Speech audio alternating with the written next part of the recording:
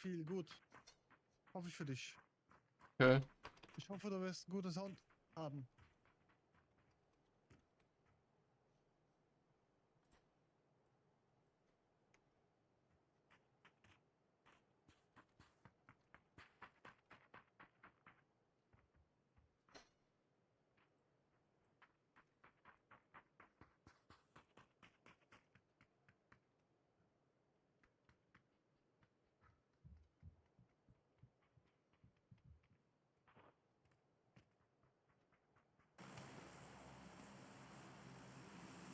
Drei, 5,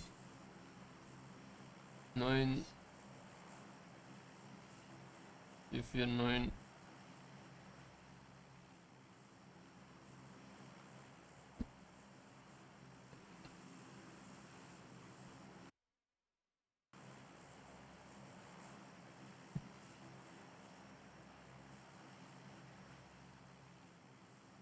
Let's go, Casino.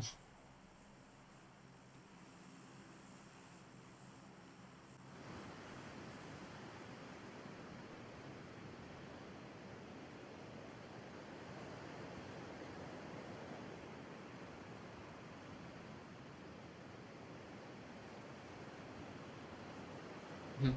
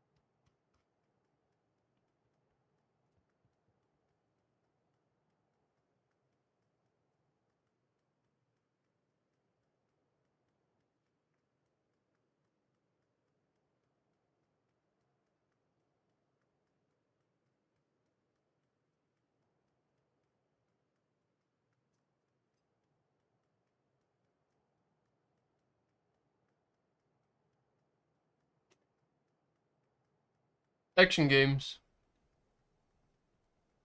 Game Show gemacht.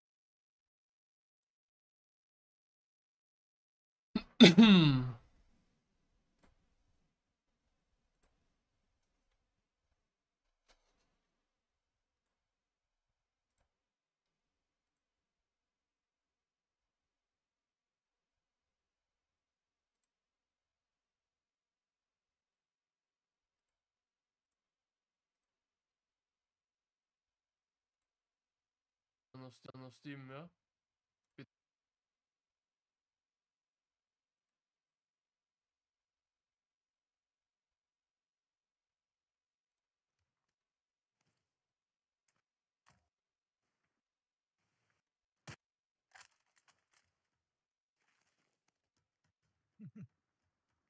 We have more people here, I think.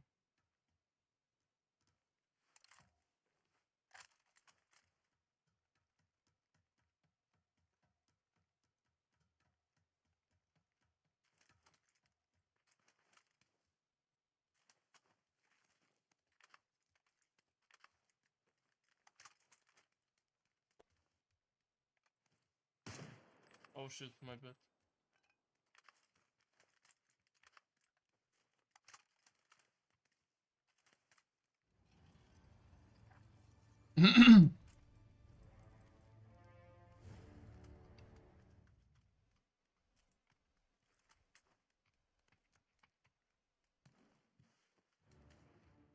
This is alarm when you need.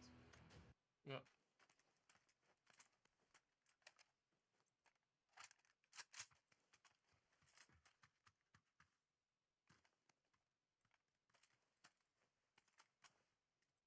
This guy has barrel if you like on yellow. 6x you need? Yeah, I dropped it on the death crate here on yellow. I need 762. Can also drop you 50. I have enough. Okay, let's go. I'm okay. Let's push. What they do because they Where's the 6x here? Ah.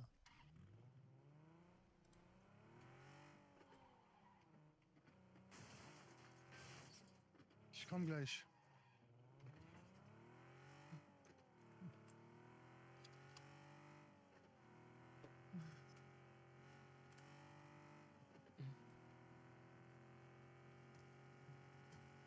Action games. Nope. Yellow.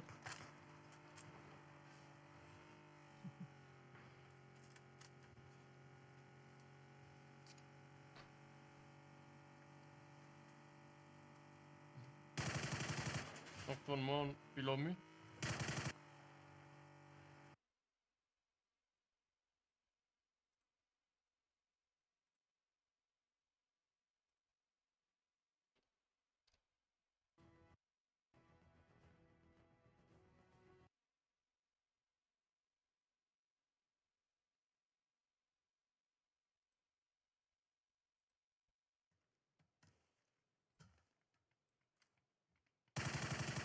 Nope.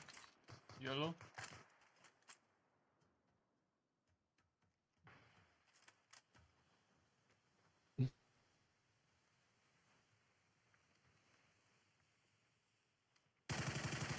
Knocked one more below me. Knocked the third one. Outside wall. Insta. All dead.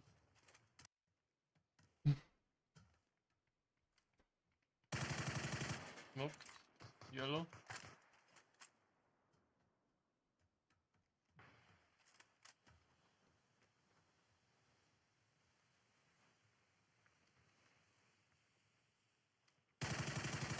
Knocked one more below me. Knocked the third one. Outside wall.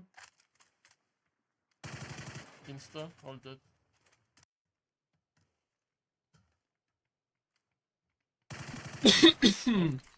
Yellow.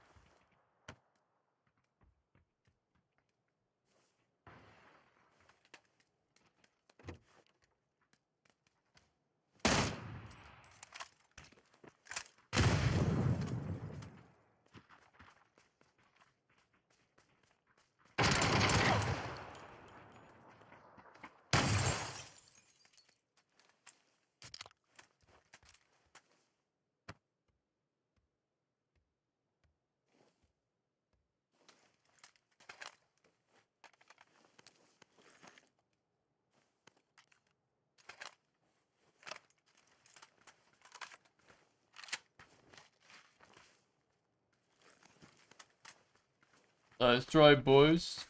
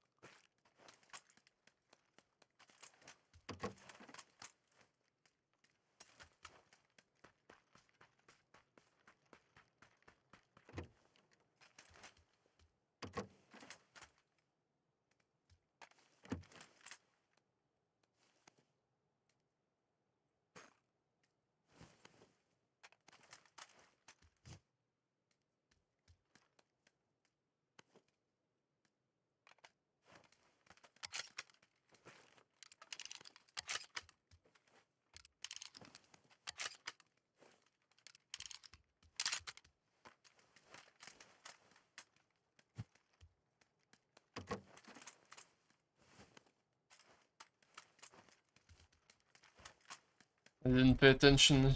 More people landed with me, I don't know. Not good.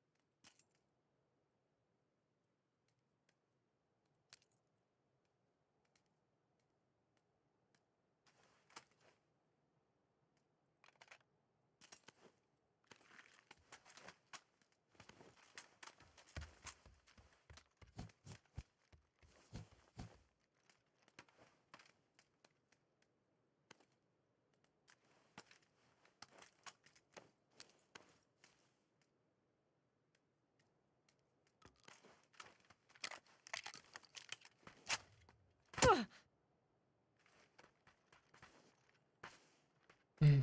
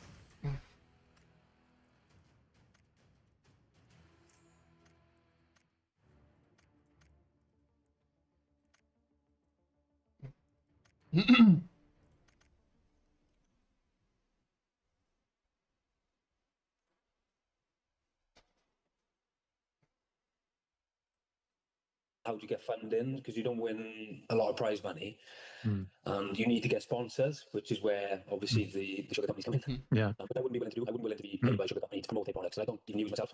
Yeah. So it'd be a tough call, and I don't blame the pro athletes for what they do because they don't get much money from other sources. So they need to take on sponsors like Red Bull and Morton Gels and Lucozade. They need to take on these sponsors to earn money. So I wouldn't do it myself, but I understand why they do it.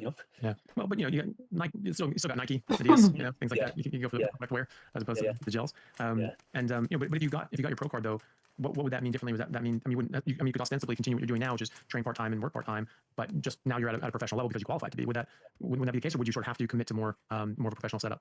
Yeah, the challenge you have then is that you'll be racing against all the pro athletes. So you're in the top end racing end. So the problem is if you couldn't commit more time, you end up coming last all the time. Yeah. Okay. In order to push your performance up to their level, you need to commit to more hours and time, which would mean then having to sacrifice work. So they have decisions to make. I think it's like, do we really push on here now and try and get that next level, or do you still race as an amateur, still work? It's a tough decision to make. Yeah. Well, no, maybe Richard could sponsor you. Yeah. Problem solved. Maybe. Yeah. Yeah, maybe one day. Yeah. Well, that's great though, man. And the cool thing is that you're competing at that level, even though you are working full time. You're not doing this as a professional full time sort of employment, and that speaks to this as well because normally, I mean, just sort of like Dan Gable, one of the best wrestlers in Olympic history. The day after he won the world championship in wrestling, he was up every morning. He gets up at 6 a.m. runs 10 miles, and the morning after he won the world championship, he got up at 6 a.m. ran 10 miles, and some of his teammates were like, "Dude, Dan, like, what are you doing? Like, you just won the world championship. Like, take a day off, man." And he's just like, "No." He's like, "Why are you training the day after you won the championship?" He said, "Because I know the other guy isn't, and so I'm going to train harder. I'm going to train more. I'm going to get up at 4 a.m. I'm going to work out. I'm going to get all these extra ones in because I know they're not doing that." And so the thing that's normally it. It's like you got to train harder, train longer, train better. You're not able to. So like you're training, you are limited by that. You're getting, you have to get the best quality training you can get, but at the same time, you're working. So you can't just, when I was playing at my peak, I was probably training 6 to 8 hours a day every day in college, which wasn't fun. I was finishing up at 10 o'clock most nights. You know what I mean? But I was still getting those hours in.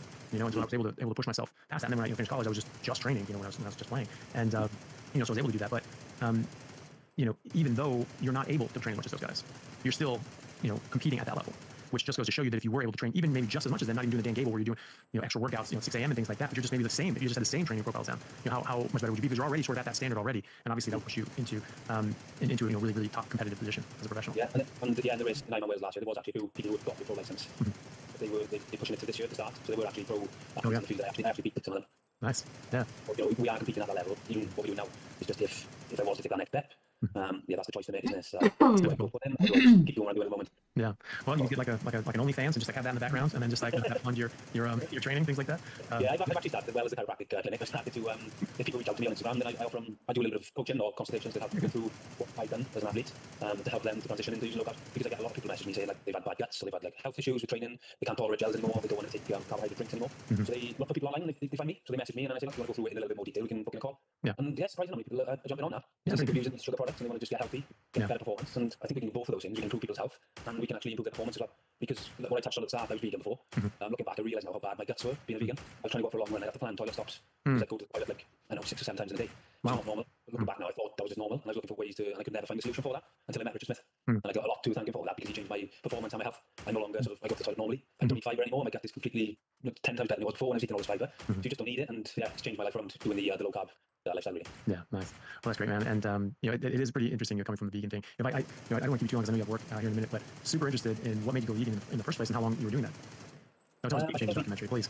I was 4 or 5 years as a vegan. And the reason I started off on that path was because of a friend of mine. He was doing vegan at the time, and he told me about it, showed me all these studies, which I looked at. And at the time, I didn't really know how to read a study or research paper. So the epidemiological studies, and a lot of them, which I was just looking at face value, not reading the full studies, and going, oh my god, yeah, like, blueberries, antioxidants, and the broccoli causes you to reduce your risk of cancer, red meat causes cancer. I was listening to all of these studies. And my friend was pushing them in my face, and I was like, oh my god, yeah, I need to stop eating red meat, I need to stop eating eggs, I need to stop eating saturated fat, I need to get my cholesterol down, all of these common things. So I got caught up in that and then decided to go, I need to go vegan, so that's why I went vegan.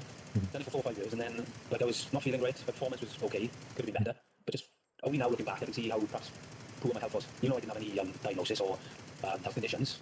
Only now looking back, I can see how bad my gut was, how bad my sleep was, how bad my energy was, how bad my mental health perhaps was as well. And it's only now that I feel amazing. I feel like full of energy, full of performance, everything is much better. I can look back now and go, yeah, perhaps the vegan, the way I was living wasn't good.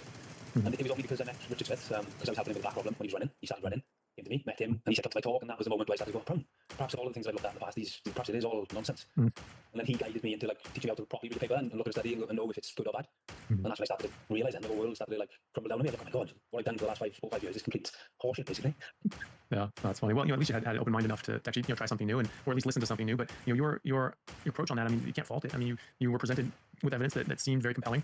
they try to make it compelling on purpose because they're trying to sell an ideology. So you can't fault people for believing that, because they're working really hard to make people believe that. And so, you doing that, saying like, wow, hey, this is a healthier way to eat. This is going to be better for my health. This is going to be, reduce my risk of disease in the future. Like, yeah, why? Of course you should. If I really thought that red meat was bad for me, I wouldn't eat it. I mean, even though I love steak, that's the thing I've always loved the most. If I was convinced that stuff was as bad as broccoli, I wouldn't eat it. Just like I don't eat broccoli.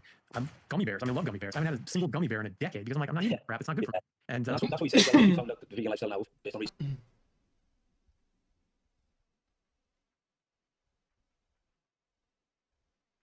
It was better than carnivore. You go back vegan.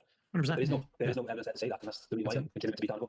Yeah, that's it. Yeah, same. So, Yeah. okay. Well, if we do ever discover that broccoli is really good for us, and it's true, we eat broccoli again with me. I have no problem with it. People say that people that do carnivore are, dogmatic and closed-minded. We're the ones that changed our minds. We're the ones that weren't dogmatic. We're the ones that said, hey, even though I've been told this for the last 40 years, there's new evidence, so I'm going to go with what the evidence shows. We're the ones that aren't being dogmatic. We're the ones that aren't being closed-minded, and that's something that's a mantle that we need to take and own. And actually, we're the ones who changed our minds. We're the ones who look at things critically. You're the ones who just kept following, the Pied Piper and didn't even bother looking around at anything else. Yeah, it took a lot of open-mindedness to go to the talk and to listen. I'm super glad I went now, looking back. Yeah. I learned a lot of the time, Richard Smith. Yeah, And awesome. yourself, from me, Richard. Then I found yourself. I found John Baker. I found all of these Dr. Abs, people talking online. And then you just followed yourself, John Baker, and all these people. And you started to open your eyes and go, oh my God, what have I been doing? I didn't know this world existed. Yeah. Well, it's good. Yeah, it is a whole world, because I wasn't taught this in medical school. I wasn't taught this when I was taking nutrition classes.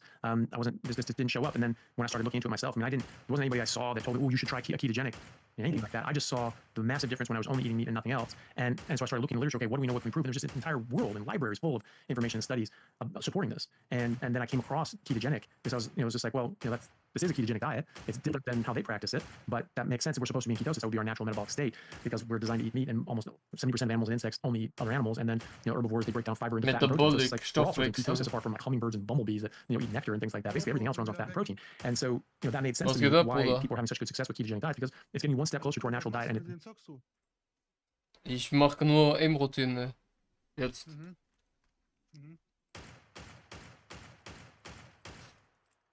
Was geht bei dir? Ein Gebet gemacht. Okay.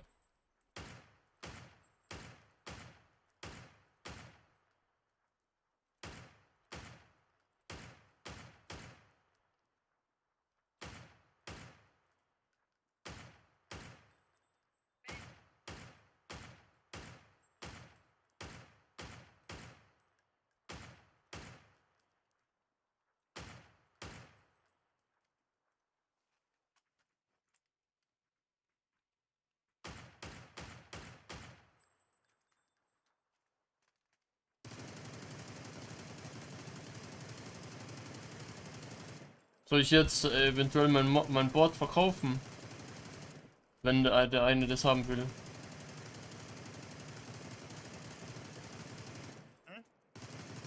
Sagst du, soll ich mein Board verkaufen? Wenn der eine das haben will. Welches Board? Ja, mein Board, oder? Mainboard. Ja. Wie viel kriegst du dafür? Er hat mir mal 110 Euro angeboten.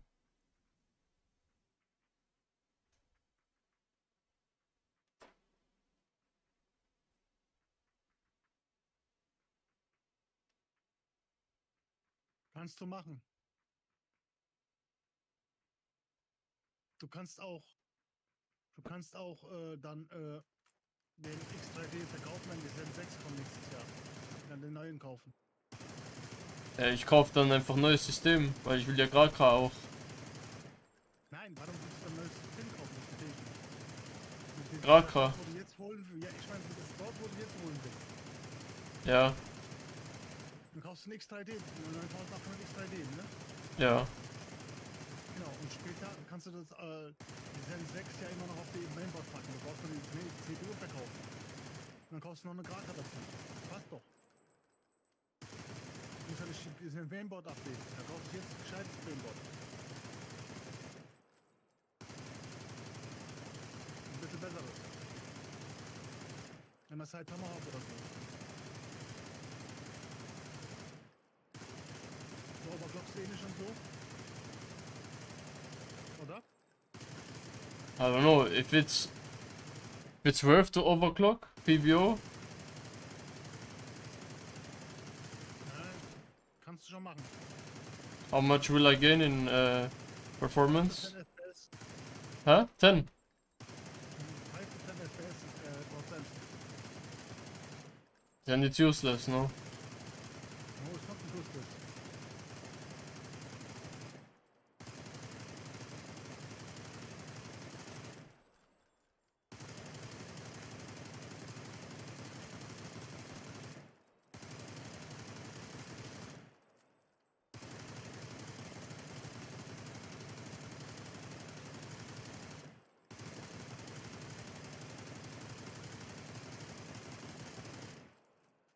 I can also still return the new IO and buy the Noctua.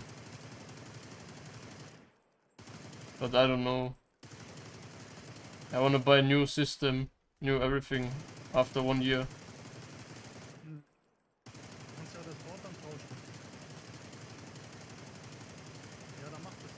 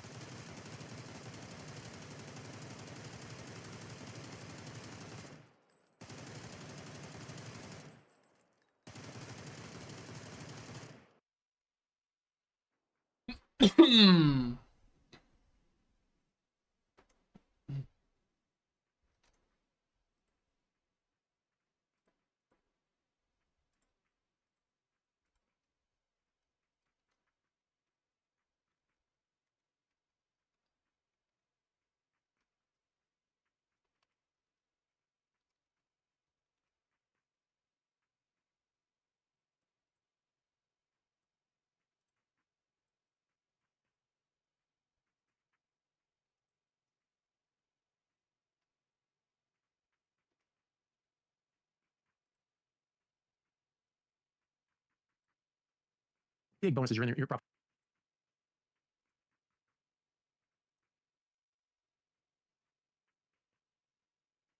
I will buy the 2 cameras as well. But you have 2 cameras. Yeah, I wanna buy 2 new ones. The Insta360 Link 2C Pro and one Razer Kio. Cause it's 1440p, 120 FPS. Okay. Do you know the player Simply Matthias? No. Wait, I'll check if he's live. I'll show you. Yeah, he's live. Look. Now send me.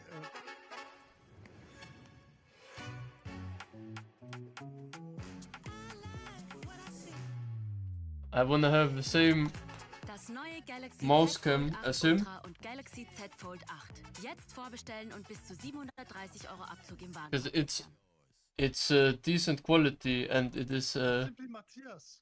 yeah. You know him, right? Yeah. Yeah, I'm gonna What's with this camera? I will buy his same mousecam and then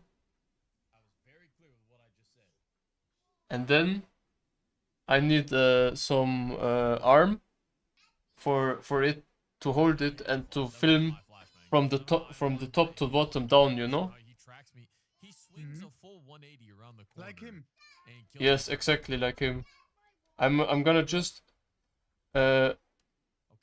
make it a square window and then I will put it over my map like I have right now already. You know?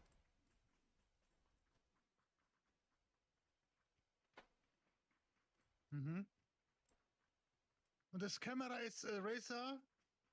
Kio, wait.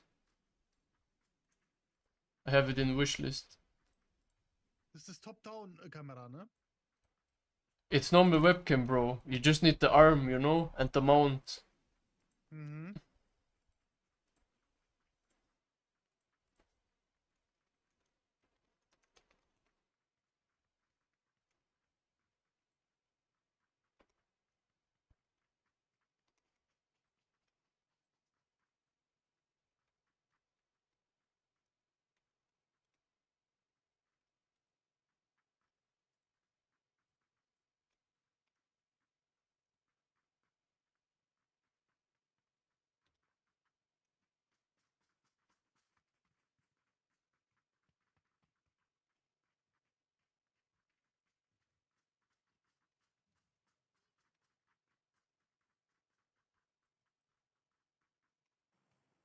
I died as the flash was still going off. It wasn't before the flash.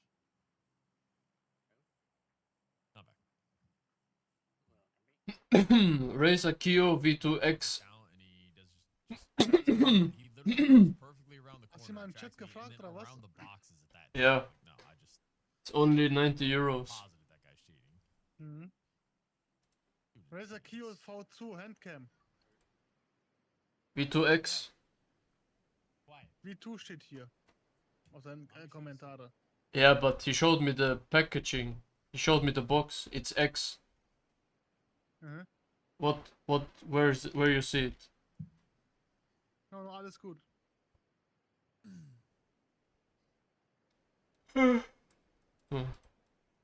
Got a Dossie. Said the one Dossie. Look east. What? We got 3 guys. Airport, yeah. See? I see those 3. What? Yeah, that's why I told you to stop. Hmm. You gonna start listening now? I told you, mommy's trying to sleep. You need to be quiet. Stop jumping around.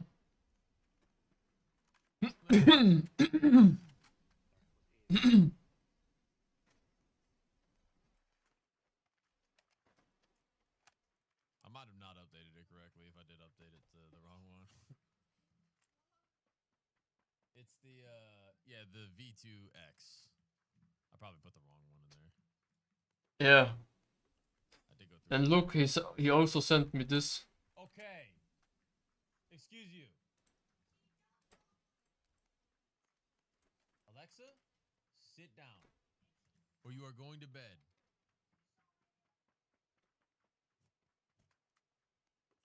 I do have a mortar.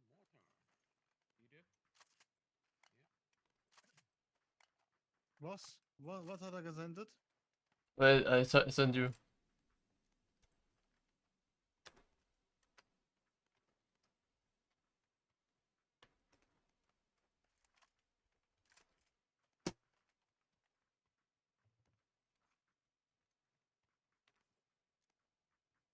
Extra MK lightweight over here. I'm good. Oh, I'm Gucci. Wow. You guys want to push a airport team? I'm down. Or you just want to go in? Not for whatever. M24 Yeah, I'm here. down to get him. I got no scope though. You want an M24? Right? One here. Yeah, I do. What you what group you got? Or I don't know. He sent me second one. I don't know if the first one is also enough, you know.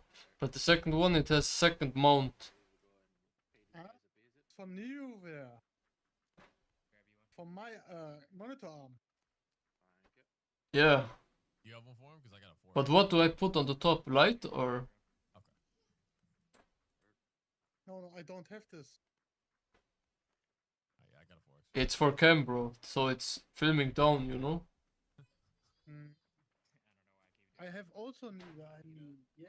Break. What is a microphone arm?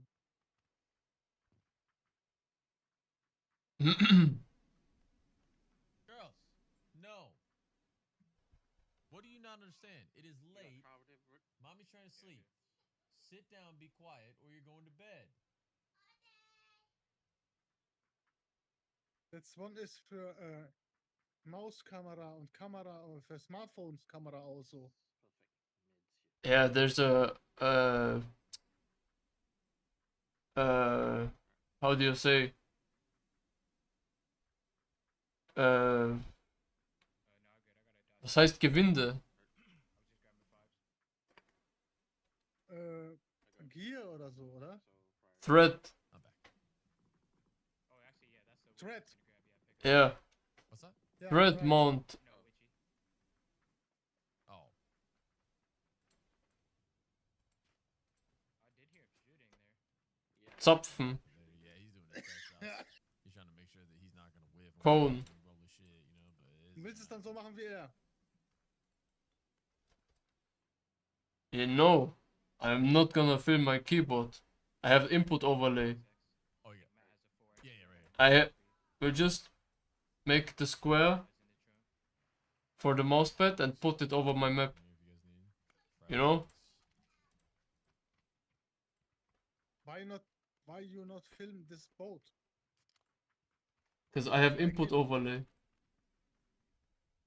For what? For my keys, bro, what do you mean? You don't need this input overlay. Film your routing Sit down. and your mouse. But it's you cannot see it that clearly on the cam. It's clearer, more clear on the input overlay. You have also routing, no? Of course, Mouse you have Sora. he's always testing new mice every time. I'm going wide. He might be running. Now you have Sora. Ninjutsu is. Looks like ninjutsu. But you maybe drive this, or are you by the car? Yeah, he's testing Okay, never mind. a bunch of mice, like all the time, you know, changing. Don't see anything. I'm running right a bit.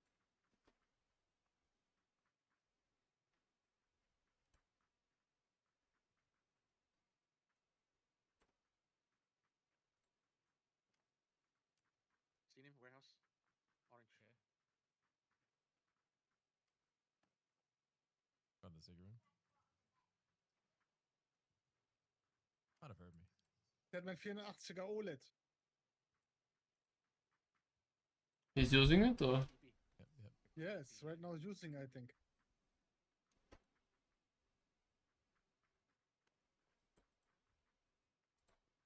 I'm needing distance for EP. Just wait, just wait.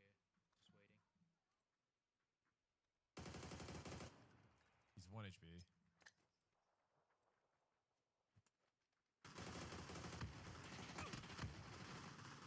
Knock one. Right side, the warehouse guy. Knock. Needing back a warehouse. Yeah, he's mollied back or blue. Yeah, he's Warehouse. Ran to the left. Got knocked as well. One up. Actually, we only ever saw 3, didn't we? We saw 3 in so. total. Okay, I just got the other. I'm a BZ. 6x here, which?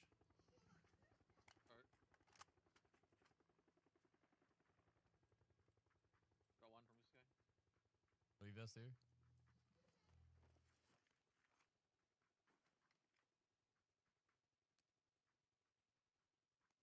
Der hat meine Chroma. Geil. Yeah. Geilo macht. Der hat I was like, oh, Der hat dude, aber this guy höher really gelevelt understands. schon. He's that again. Yeah.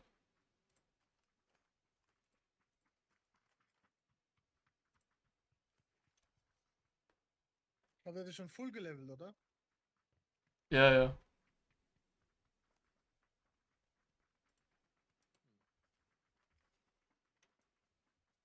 Oh, we got 2 cars here.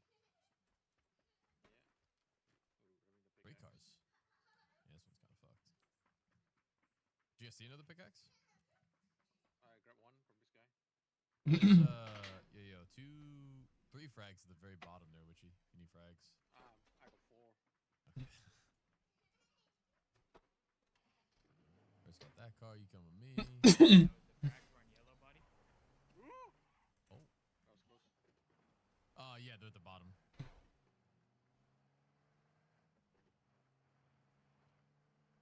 Oh, I'm gonna take this bike, actually, I forgot. And we could always make room for more grenades. You think if I have the 9800 X3D, Just stacked meds. I'm still in CPU bottleneck with my 3080 Ti.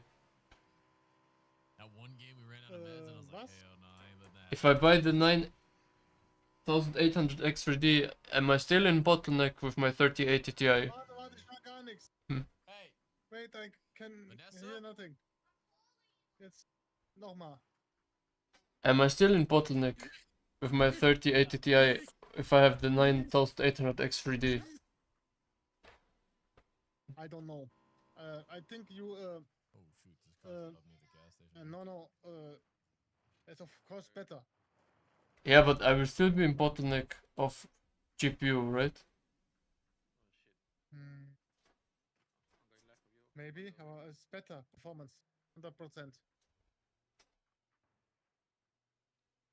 Yeah, I would like to have it. So I get more. Over 300. He's running out left towards me. One. Yeah, wrong.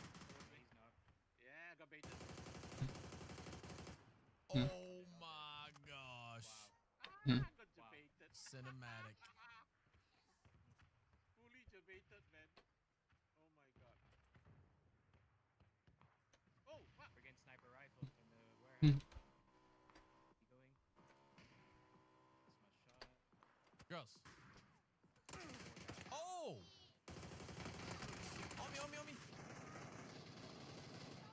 Oh, Hmm. what? Well, that's why you sit Kinder down von and you ihm. listen like you're told. Hmm. There's somebody else doing it to him too.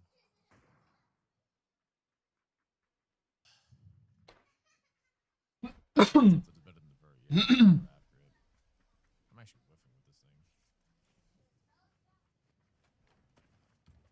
I don't like the vert grip at all personally, but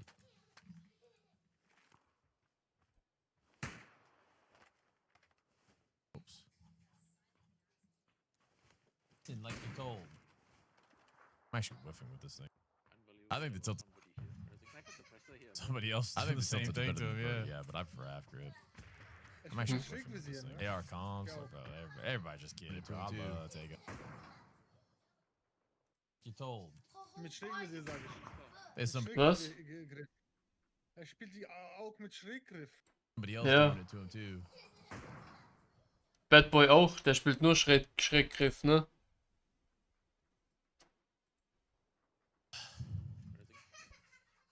I think the Das Ding tilted ist is auch better gar than nicht the so furry. schlecht. Yeah, but I prefer after it. I'm actually whiffing with this thing. Warte, komm gleich.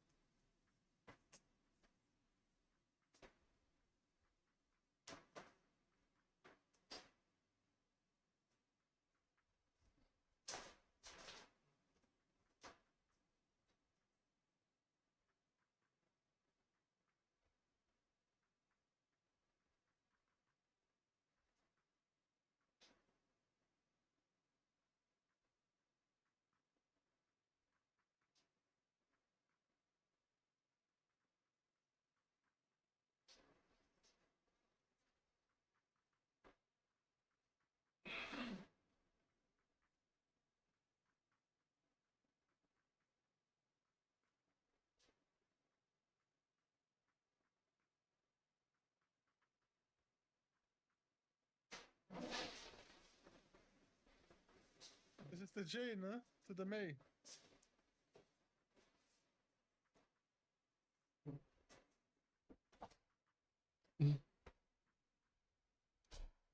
Ey, Hallo. Silvio, das ist der J to the May. Kein Stand fast Play. Ja, der stellt auch immer um. Wo? Der hat gerade Maus-Settings umgestellt und so. Der ist aus mit Mauspads und so. Ja, unlucky.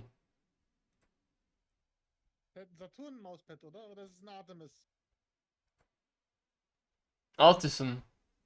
Artisan, genau. Keine Ahnung, der switcht immer. Ja, deswegen, das ist der Switcher auf der... Hm.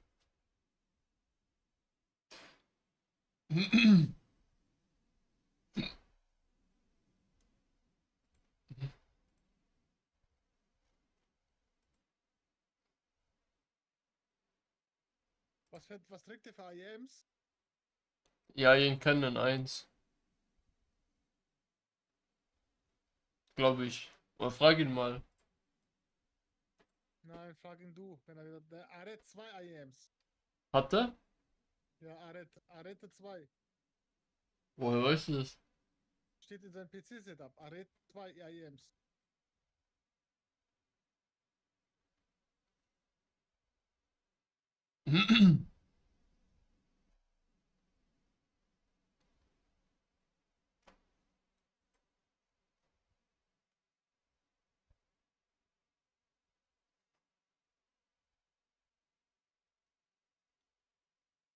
Das sind die Array 2, Bruder.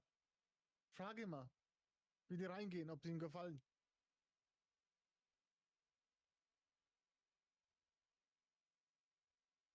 What deck amp is he using?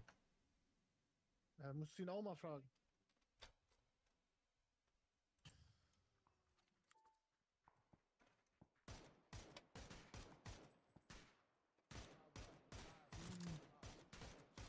Broadcaster Duo nutzt der. Black, thank you for the follow. Hm. Der hat aber ein geiles You Mikrofon. should just straight Das up würde like ich mir your auch cheeks persönlich and keep zulegen. the friggin' mouth. Das ist das Fucking hell, dude. Electro Voice RE 320. Nicht das 320. Warum nicht Mackie? Oh Weil, my god, how is also he ich meine, alive? wenn ich ein richtig gutes haben They're will, calling a flare crate in das down ist below richtig us, gut. too. RE Electro Voice. Da gibt es ein richtig gute. Ich glaube, das 600er, wo ich meine, oder wie das heißt. Nicht dieses hier, das ist richtig gut. 2-2 run in. 4-3 total running. One more behind. Der hat Roadcaster Duo Edge of und door. Array. Okay. Enough. Oh! I hit it through the window!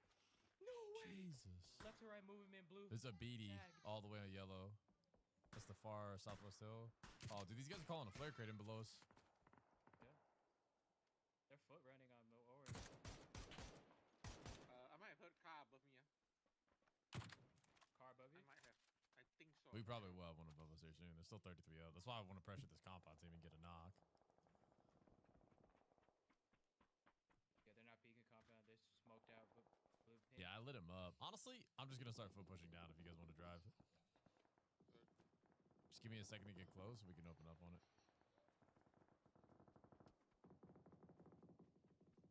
They're at the oranges now.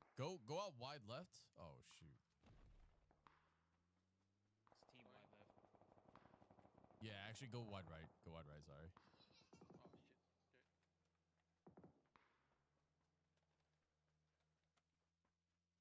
Crash right on this corner.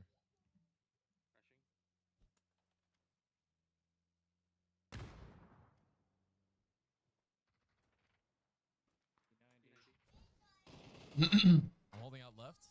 Just play slow. Reset. Oh shit, I got headshot. I naded over you, Vert. Wait, wait. Yeah, that's fine. That's fine.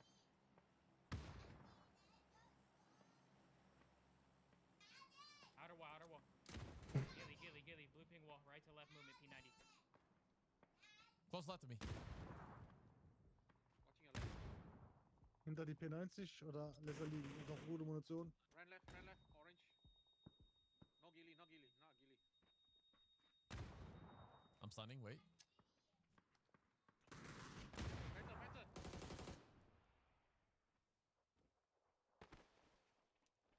Right under me. Trying to watch.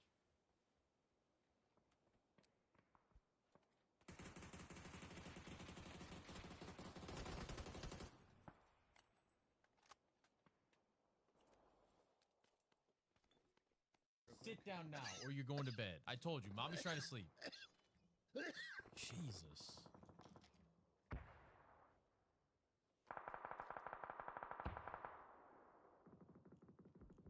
He's trying to rotate from Blue Rock. That guy to P90, Und der right, wechselt Matt? schon wieder. Yeah, 140 Settings. bullets. Oh, my head's stuck.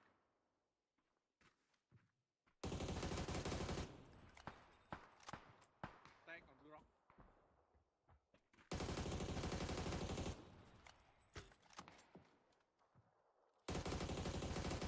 That's feeling better.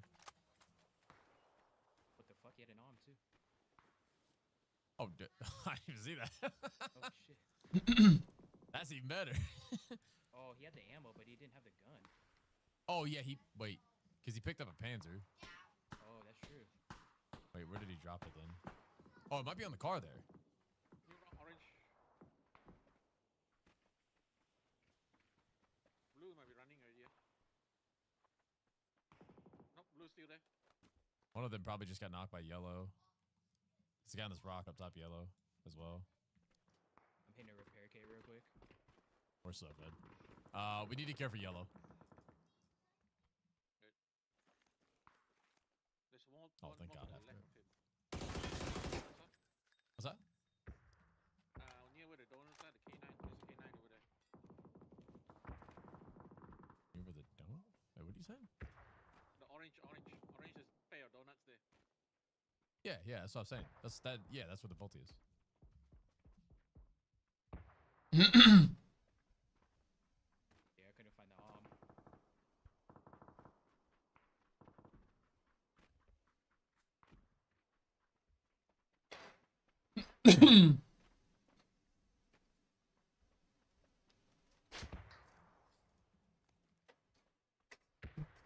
Oh my God, there's a FAMAS on the crate? Knock one on top. Pretty good 3 gear here. Good shit, bro. They're driving towards us, Silent. Geile Maschine, das ist geile Waffe, Alter. Ich weiß nicht. Ich mag die Waffe. Vamos.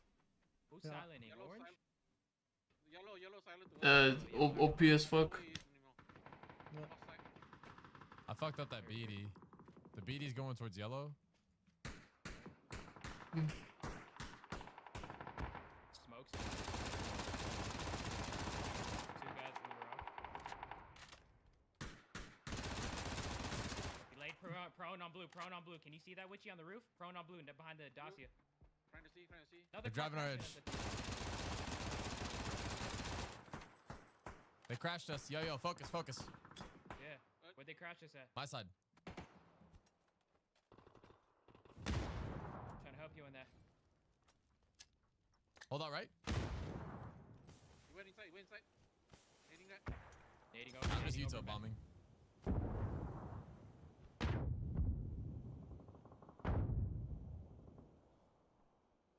Yeah, seeing half wall, Matt. Nading that.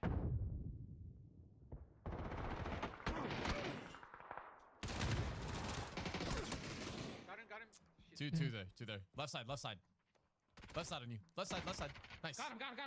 Smoking, I'm smoking. No smokes, witchy, no smokes. No, just let me crawl. There's people on our west. Listen. Vert, look for yellow. Looking for yellow, I'm looking for yellow. Northwest. They should probably be running at us off that. Okay. Which you need to instantly look southwest, the hill team. Like close west. I need to heal. What the fuck?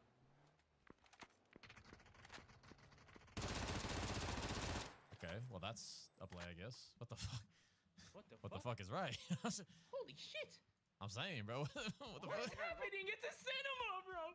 One guy on the rock, orange. I need to Okay. grab some sevens. Who the fuck is this guy? What's up, bub? Man, is it sevens there? Oh, never mind. Some. One of these bodies, there's gotta be, yeah. Antwortet noch, ne? Huh? Yeah, I'm waiting.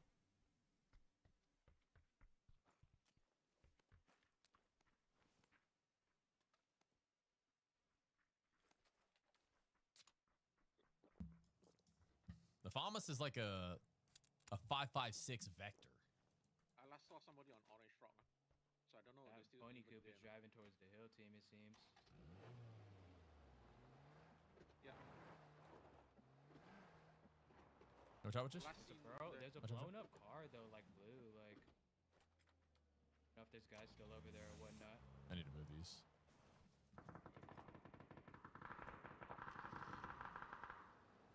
Definitely teams fighting blue. Remarking orange rock. Is there a guy there still? Oh, he's here. No, he ran up. That's the same guy. 2 guys. Push. Or you guys can hold. Gotcha. I'll play low. There's only 2 left. Ooh!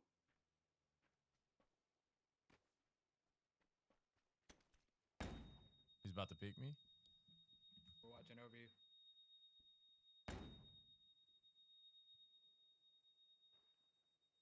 I'm watching the left side. Okay, I'm going to this rock, blue ping for hard cover.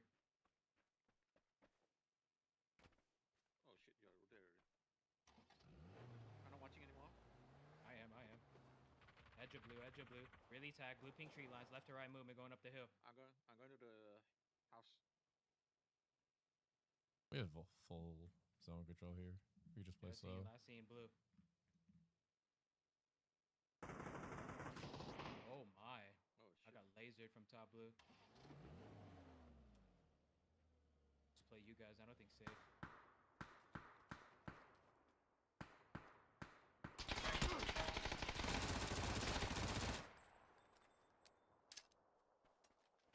You got the orange tree? I knocked the guy on my right. On yellow. Running down left. Running He's down running left. down. Whoa, that is not down left, Witchy.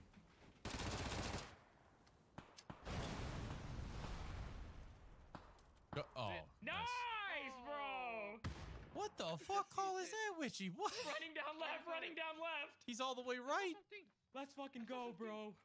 I saw something fly over. I thought it was Gee, a helmet. fucking I heard Jeez, running bro. down left. I was like, oh, I'm just gonna go run. Fucking saw dude something starts fly.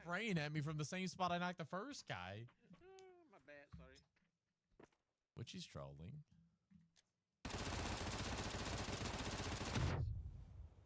Gee, fucking G's, boys.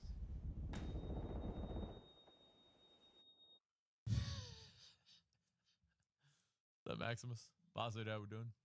Might have been you shot the guy and his helmet flew off and flew down the left. That might have been. I don't know what I saw, man. was. I was like, what the fuck was that?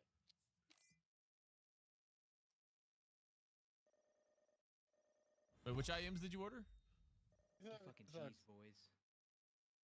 Oh, that was good. That was a fucking good thing. crazy game. Good thing you said crash that compound, man. It got so crazy there, bro. Ja, das kann Dude, gefragt, that ne? compound just always gets fed. Ja, ich habe schon geantwortet. Like if you can't take the compound, then you play to the north of that hill. But I don't know, I would anyways. Any tips? Do exactly the opposite of what I do. Oh, the RT2s are What a movie. goat IEMs. I'm actually like Grab a drink up here, Hast du babe. gehört? I'm probably buying another pair. 75. I'm probably buying another pair Ich will noch ein paar holen, weil es sind Greatest of all because time. my left IEM, I think something broke on them, but I had like an early sample before they like fully went live and for sale. So I'm gonna actually, because I got sent my first pair. I'm gonna order a pair here soon though. Because I don't know. I've been trying to use these again, but I just don't like these ones as much. The RT2s are just so much more just immersive. They're more lively. Just oh my god. Everything just sounds like so true to life. Like that is the best audio experience that I've had. I don't know how they got them that good at that price point, but it's Also, just das ist Schwein. insane. I had the original Also, kannst du RTs schreien. and I had the RT2s. These are the Zen Manger T Pros, which are about $100 more than the RT2s, and I prefer the RT2s. Das sind die So, that should tell you a Zen lot. Pro hat er grad.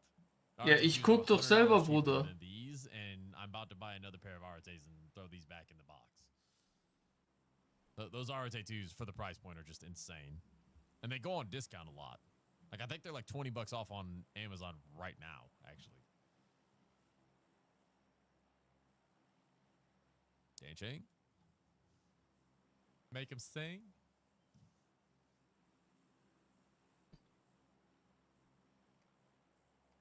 Hello? Sounds good. Okay. Sorry, I was replying a message. No, you're good, you're good. I just wanted to make sure you guys weren't both AFK. Huh? Fine. Nothing. Yeah, I was Wait, did I replying send to you guys a message. stream invite? I'm not sure. I haven't checked. Oh, I sent the divert. Let me send it to you too.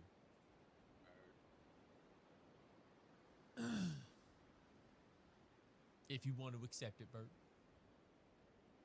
Little knock knock. Er I don't know if you got gesagt, it. I could be geil, Willst du schreien jetzt, hä? Oh, knock knock? Yeah, I didn't. Ja, ich see hoffe that. I mal. sent it again, just in case. Thank you, Matt. I know it bugs Two teams sometimes on too. the- So North. Oh yeah, 2 teams on my left.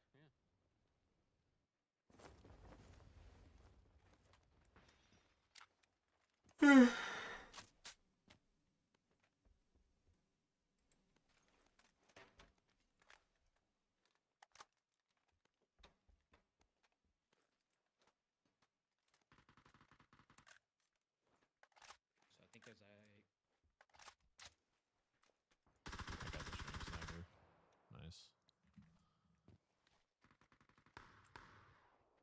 hopefully it gets fucking flushed.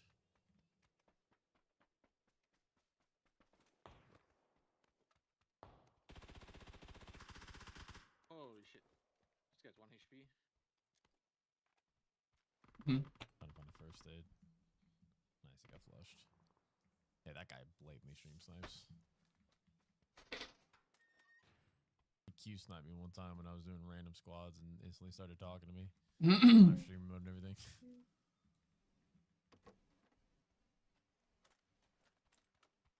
But no, I don't do any EQing.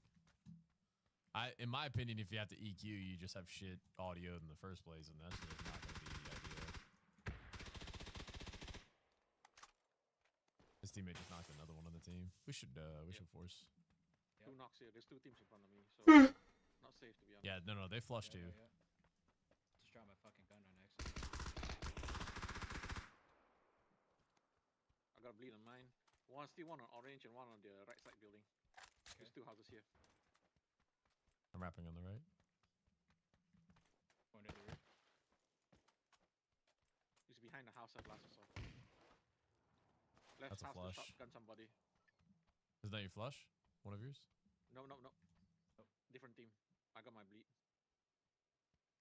Ja, mittlerweile auch, du kannst auch so einen Reifen finden, ne? Ersatzreifen.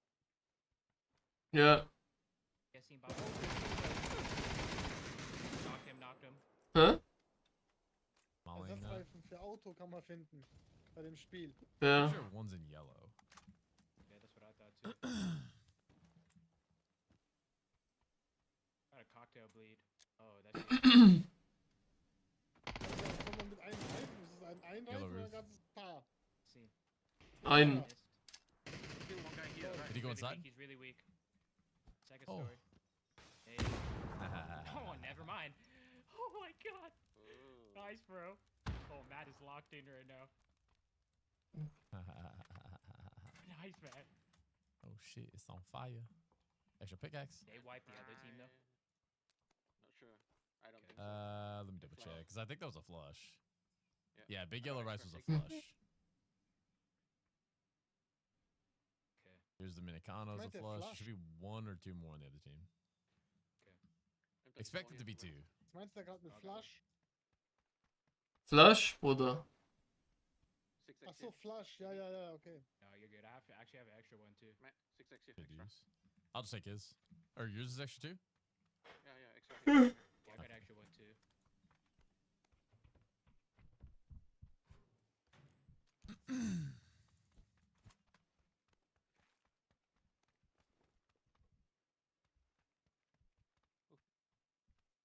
Some more extras.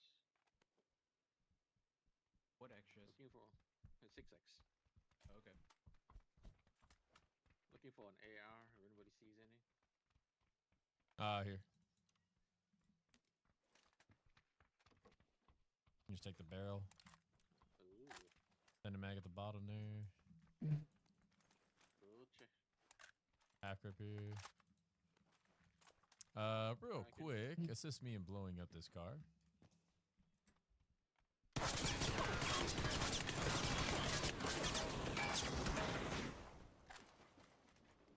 Okay, thank you. Oh, 6x.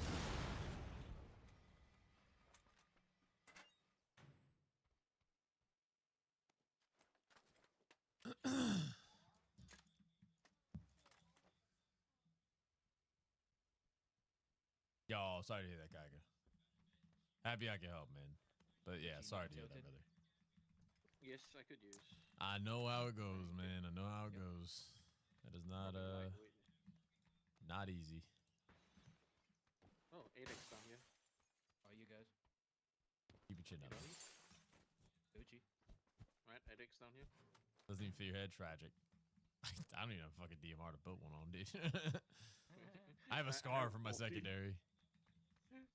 I have a bulky.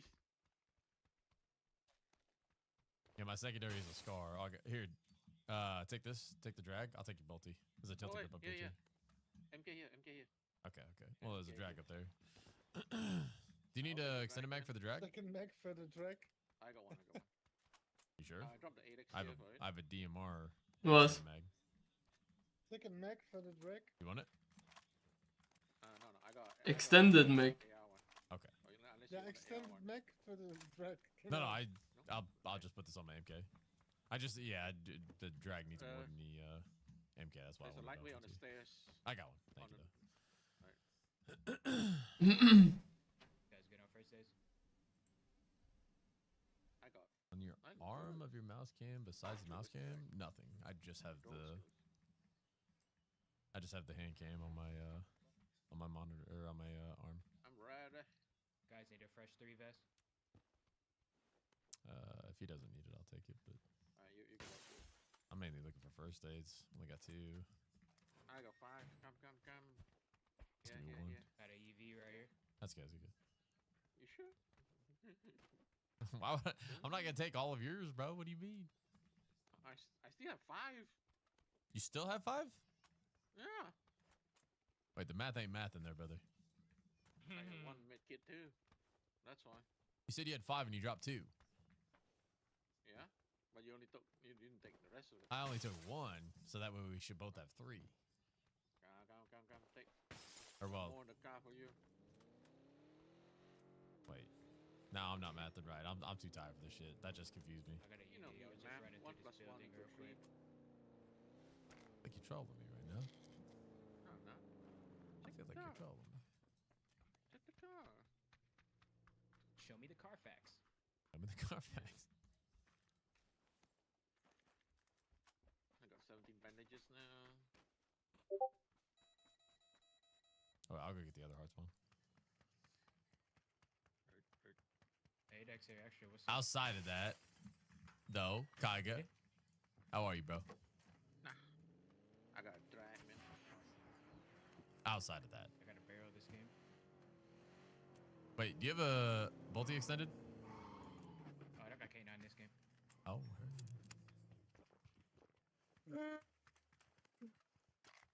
Not gonna lie, I thought this motherfucker was coming up to bloop me. Oh, me? I was popping those Definitely boosters. blooping it. Oh, Definitely wishy was? blooping it. Both of you. Oh, really? I got 1 Yeah, smoke. doesn't drop. You guys have a lot of extra. I got 2 on there. Yeah, I didn't find many. Oh well, that's fine. The one I have is just a single one. Well, I guess no, I could put something else on it. I just use the one though. My actual face cam is on a tripod, and then I've got the hand cam just on that little monitor arm that I sent you the other day, or the webcam arm that I sent you the other day. Not monitor arm.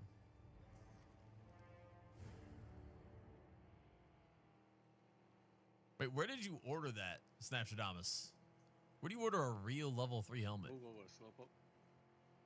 You're gonna run out of gas. Okay, so. Is he? But I got a gas can. Ta-da! Oh, well, okay, that's actually fair. He came prepared. He came prepared. I didn't. Airbags deployed.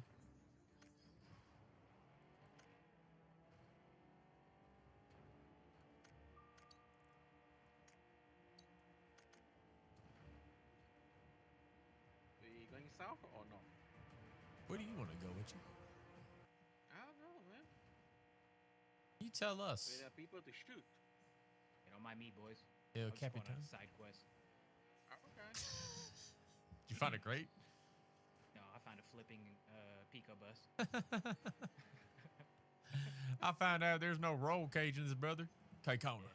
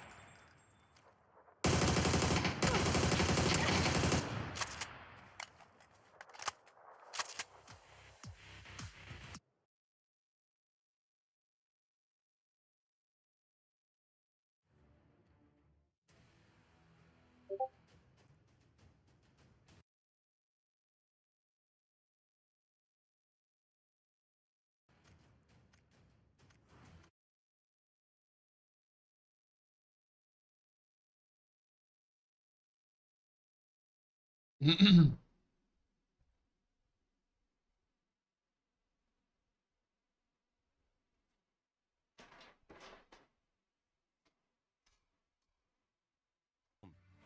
sie muss alles einfach großartig sein.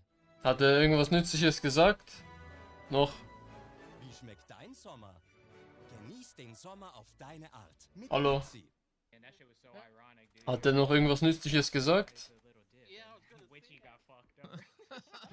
Oh, guckst du nicht mehr? I was about to say that. This coffee thing is gonna like fuck us up.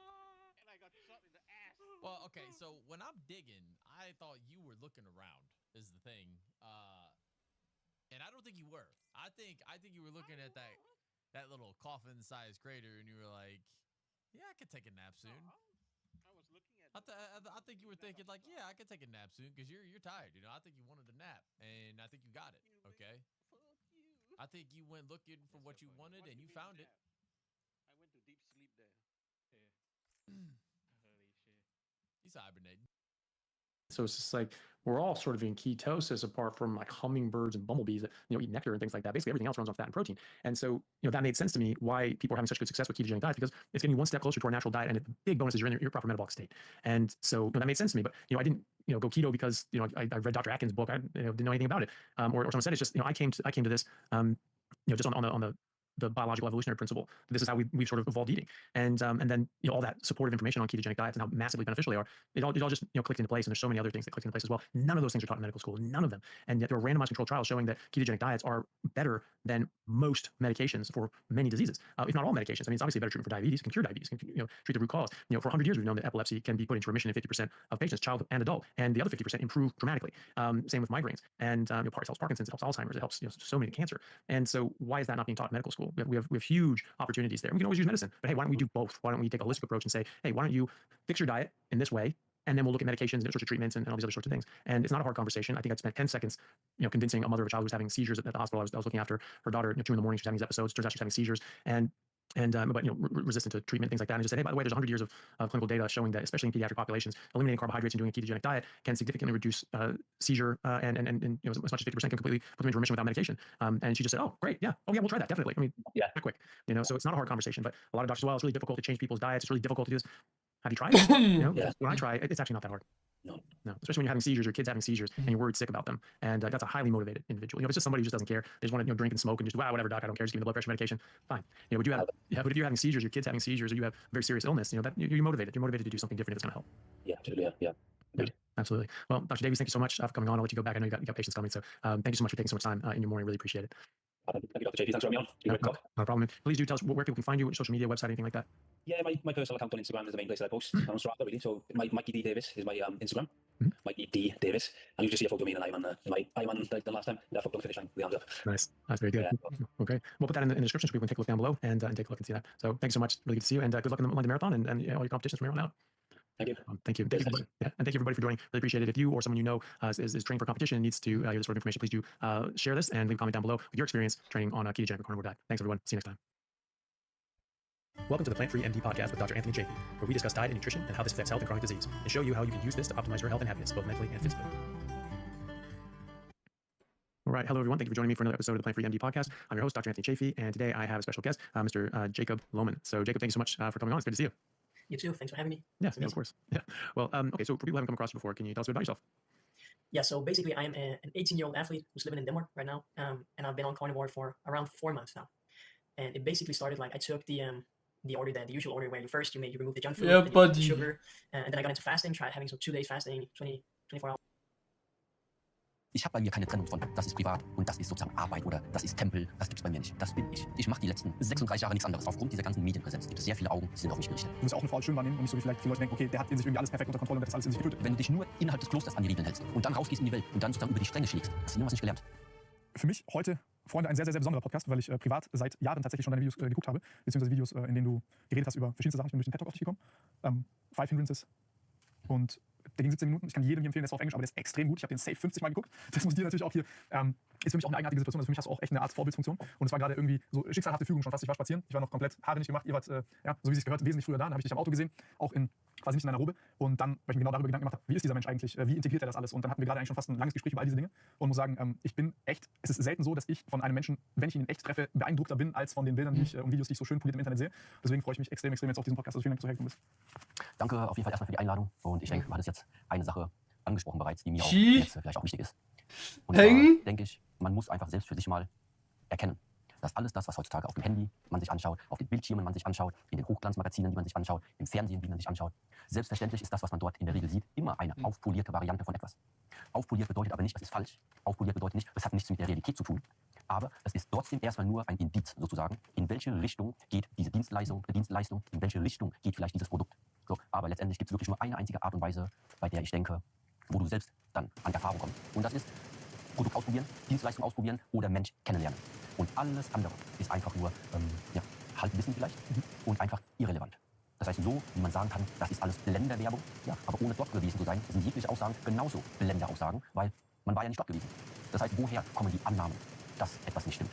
Und ich bin mir da schon sehr bewusst, zum Beispiel, dass aufgrund der vielen Podcasts und Interviews und diese ganzen Videos, die es von mir mittlerweile im Internet gibt, mir ist da schon sehr bewusst, dass da eine Art Image auch in den Köpfen der Menschen entsteht.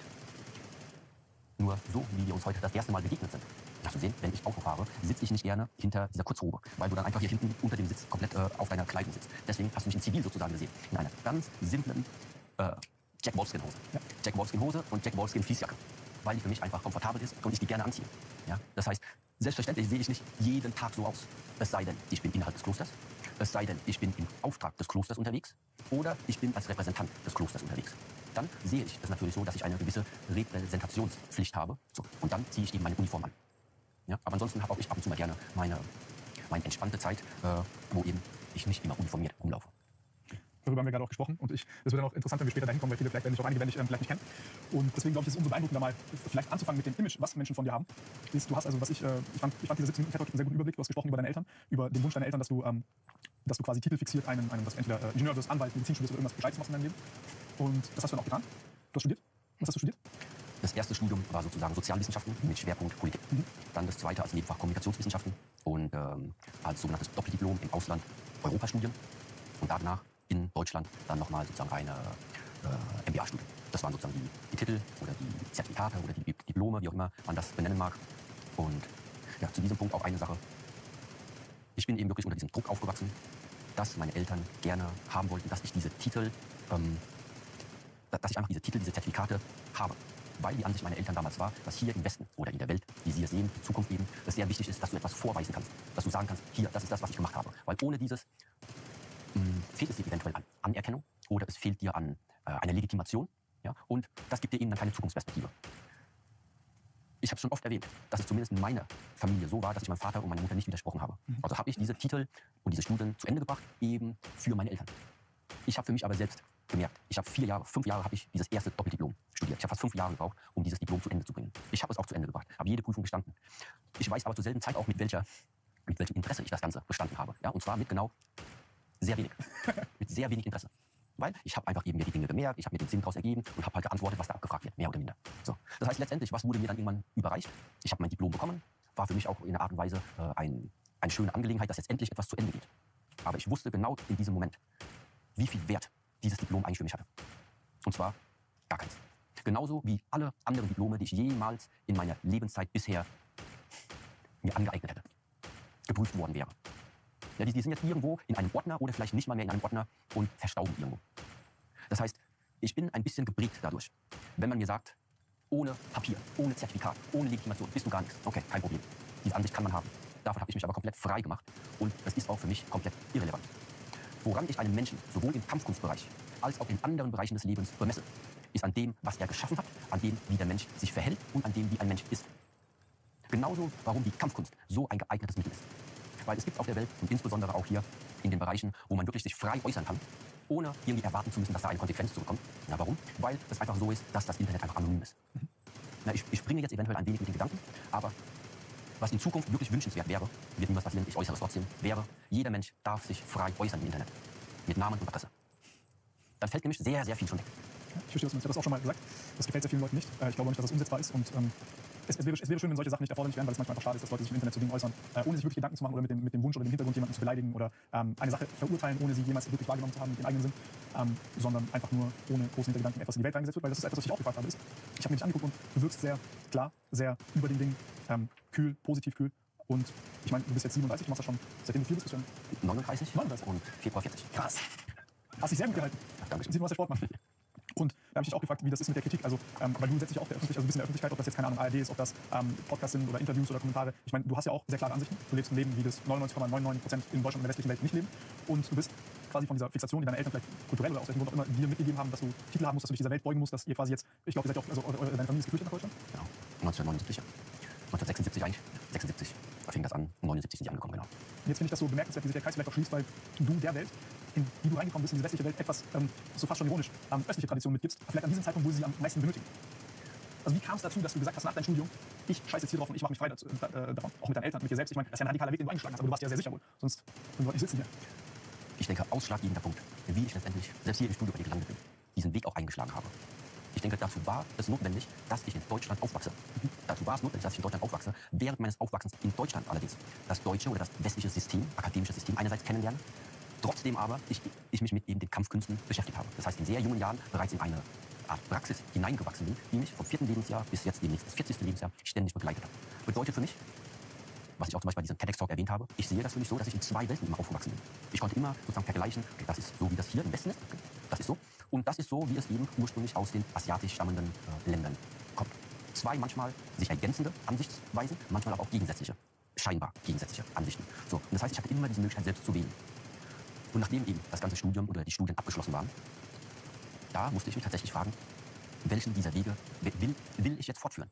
Und da, wie sage ich das, zu jedem Zeitpunkt war für mich die Herzensentscheidung die gewesen, zurück zu meinen Eltern zu kehren. Ja, und da jetzt halt wirklich allein aus dem Grund, weil ich gesagt habe, okay, ich habe noch einen älteren Bruder, der ist aber dann nach Berlin gezogen. Ja, wir sind in Kaiserslautern, Berlin, fast 600 Kilometer. So, und meine Eltern waren da sozusagen alleine in Kaiserslautern. Und ich dachte mir eben einfach, wer weiß, wie lange die Eltern noch leben. Also, egal wie ich mein Leben noch gestalten will, ich habe das Leben noch komplett vor mir. Aber ich will zumindest die Jahre, solange die Eltern noch am Leben sind, will ich zurück zu meinen Eltern. Ja, aus mehreren Gründen. Einfach einerseits, um sie finanziell zu unterstützen, andererseits aber auch deswegen, falls was wäre, dauert es zu lang, bis mein Bruder in Kaiserslautern ist. Das war einerseits ein Argument für mich, warum Kaiserslautern. Das ist in Deutschland selten auch sowas, ne? Ich will jetzt nicht jeden unter einen Hut kehren, aber ich denke, für mich persönlich war diese Art eine Art und Weise, Respekt zu zeigen und Achtung den Menschen gegenüber zu zeigen, ohne die du eben in dieser Welt ein Niemand wärst. Warum? Weil du einfach nicht geboren wärst. Ganz einfach. Ich erwähne das auch jedes Mal und jedes Mal, meine Eltern sind mir wichtig. Mir ist jeder Mensch wichtig, der entlang meines Lebenswegs dafür gesorgt hat, dass ich zum Teil zu dem Menschen geworden bin, der ich heutzutage bin. Das ist auch der Grund, warum ich diese Loyalität einerseits verlange, aber andererseits auch gebe. Und ich ein eigentlicher Gegner ist vielleicht auch der falsche Ausdruck, aber Zweckbeziehungen ist nicht so mein Grundprinzip des Lebens. Die gibt es selbstverständlich, aber es ist nicht etwas, wo ich im Leben sage, ich brauche mehr Zweckbeziehungen. Ja? Die gibt es auf diese Art und Weise von Beziehungen trifft man. Aber es ist nichts, wo ich bewusst viel Energie rein investiere, damit ich mehr davon habe. Ja, verstehe ich vollkommen. So. Warum? Weil ich einfach selbst gemerkt habe, du brauchst nicht 30 Freunde, wovon dann 29 wegrennen, wenn es brennt. Du brauchst 5 Freunde, wenn es rund geht, dann weißt du genau, so, jetzt geht es da rund. Aber du hast Unterstützung von Anfang bis Ende fertig. Und dieser Zusammenhalt manchmal ist für mich persönlich in meiner Sichtweise in die Welt wesentlich wichtiger als die Quantität der Menschen, die sich um dich herum befinden. So, das heißt, ich habe Freunde an der Hand. Ja, da gibt es ja den Spruch, wenn du deine Hand ins Feuer legst, oder für jemanden ins Feuer legst, wirst du sie dir verbrennen. Für diese 5 würde ich es trotzdem machen. Weil ich zumindest in meinem Geist auch weiß, die würden das auch machen. So, und diese Art von Bindung bedeutet, warum ist es so wichtig? Was ist der Unterschied oder warum ist diese Loyalität so wichtig? Und was bedeutet das genau? Es bedeutet, solange ich dir immer nach deinem Wort rede, mich immer so verhalte, wie du es von mir erwartest, ist doch selbstverständlich, dass ich eine Schar von Followern habe, wenn ich alles immer richtig mache. Ja, wenn meine Art und Weise 1:1 mit dem zusammentrifft, wie du dich mir vorstellst. So ist die Welt aber nicht. Die Welt ist, dass jeder Mensch im Leben Fehler macht. Inklusive deiner Eltern, inklusive deiner besten Freunde. Aber genau in dem Moment, wo da jemand einen Fehler macht, und der Großteil jetzt sagt, nee, du hast einen Fehler gemacht, nee, damit kann ich mich jetzt nicht identifizieren, nee, das fällt dann auf meinen Ruf zurück, nee, geh mal weg. Ja? Da saß ich jetzt neulich mit Urs und haben wir beide uns darüber lustig gemacht, dass wir von unseren Eltern auch teilweise geschlagen worden sind. Und dass wir gesagt haben, beide so, ey, das kannst du in Deutschland gar nicht sagen, aber ich bin dankbar dafür. Und auch alles andere, was du gerade gesagt hast, also ist ja hier so ein bisschen, ich sag mal, wenn du 10 Leute hier rauskriegst, dann wird der größere Teil sagen, ey, kümmere dich um dein eigenes Leben, schau, dass du unabhängig bist von deiner Familie, entwickel dich selber. Und ich finde, das ist eine Sache, die schade ist. Ich beispielsweise bin ein bisschen, keine Ahnung, vielleicht ist das in Osteuropa so ein bisschen anders kulturell, ich weiß es nicht. Aber da ist es normal, ich bleib da, wo meine Familie ist, wir sind zusammen, wir sind in der Nähe, wir unterstützen einander und ich finde das schön, dass du das so sagst. Und das ist eben so eines dieser Werte, die jetzt zum Beispiel nicht nur auf persönlicher Ebene oder in privater Ebene bei mir wichtig sind, sondern auch innerhalb zum Beispiel aller Menschen, die bei mir innerhalb dieses Klosters tätig sind. Jetzt einfach zur Erklärung. Wir hatten jetzt vor kurzem beispielsweise auch das chinesische Neujahrsfest und da gab es eine sehr schöne und eine sehr große Präsentation im chinesischen Fernsehen über eben die Shaolin-Kampfkünste, über die Shaolin-Mönche, über die Shaolin-Kriege. Also dieses Video ist frei auf YouTube verfügbar, das kann man sich angucken und das ist eine wirklich sehr schöne Präsentation. Wenn man im Shaolin-Tempel zum Beispiel mal nach China geht und da ein bisschen aufmerksam zuhört, wird man einerseits feststellen, dass innerhalb des Klosters es sogenannte Warrior Monks gibt, Wu-Zeng, und es gibt sogenannte geistliche Mönche, die nennen sich Wen-Zeng. Ja, das heißt, innerhalb des Klosters Original-Muttertempel, sage ich jetzt, gibt es zumindest erstmal diese zwei Kategorisierungen, die sogenannten geistlichen Mönche und die sogenannten Kampfmönche. Die geistlichen Mönche haben das Studieren, das Rezitieren buddhistischer Texte als Hauptaugenmerk ihrer tagtäglichen Praxis. Da geht es tatsächlich um das Studieren des Buddhismus, wie man es sehen will. Die andere Kategorie, die sogenannten Kampfmönche, die lernen auch selbstverständlich einen Teil dieses buddhistischen Wissens, aber das Hauptaugenmerk der Kampfmönche ist das Trainieren von Kung Fu, Kampfkunst. Während dieses Kampfkunsttrainings allerdings, das heißt während der Jahre dieses Kampfkunsttrainings, befinden sich diese Menschen, diese Kampfmönche, dennoch innerhalb des Klosters, sind aber nicht allen Ordensregeln und allen Mönchsgelübden unterstellt. Zum Beispiel? Zum Beispiel Zölibat, zum Beispiel kein Alkohol, keine Zigaretten. Ja, es gibt da sehr viele weitere offensichtliche Regeln, wo man sagen würde, aber das ist doch jetzt hier eine Regel gebrochen.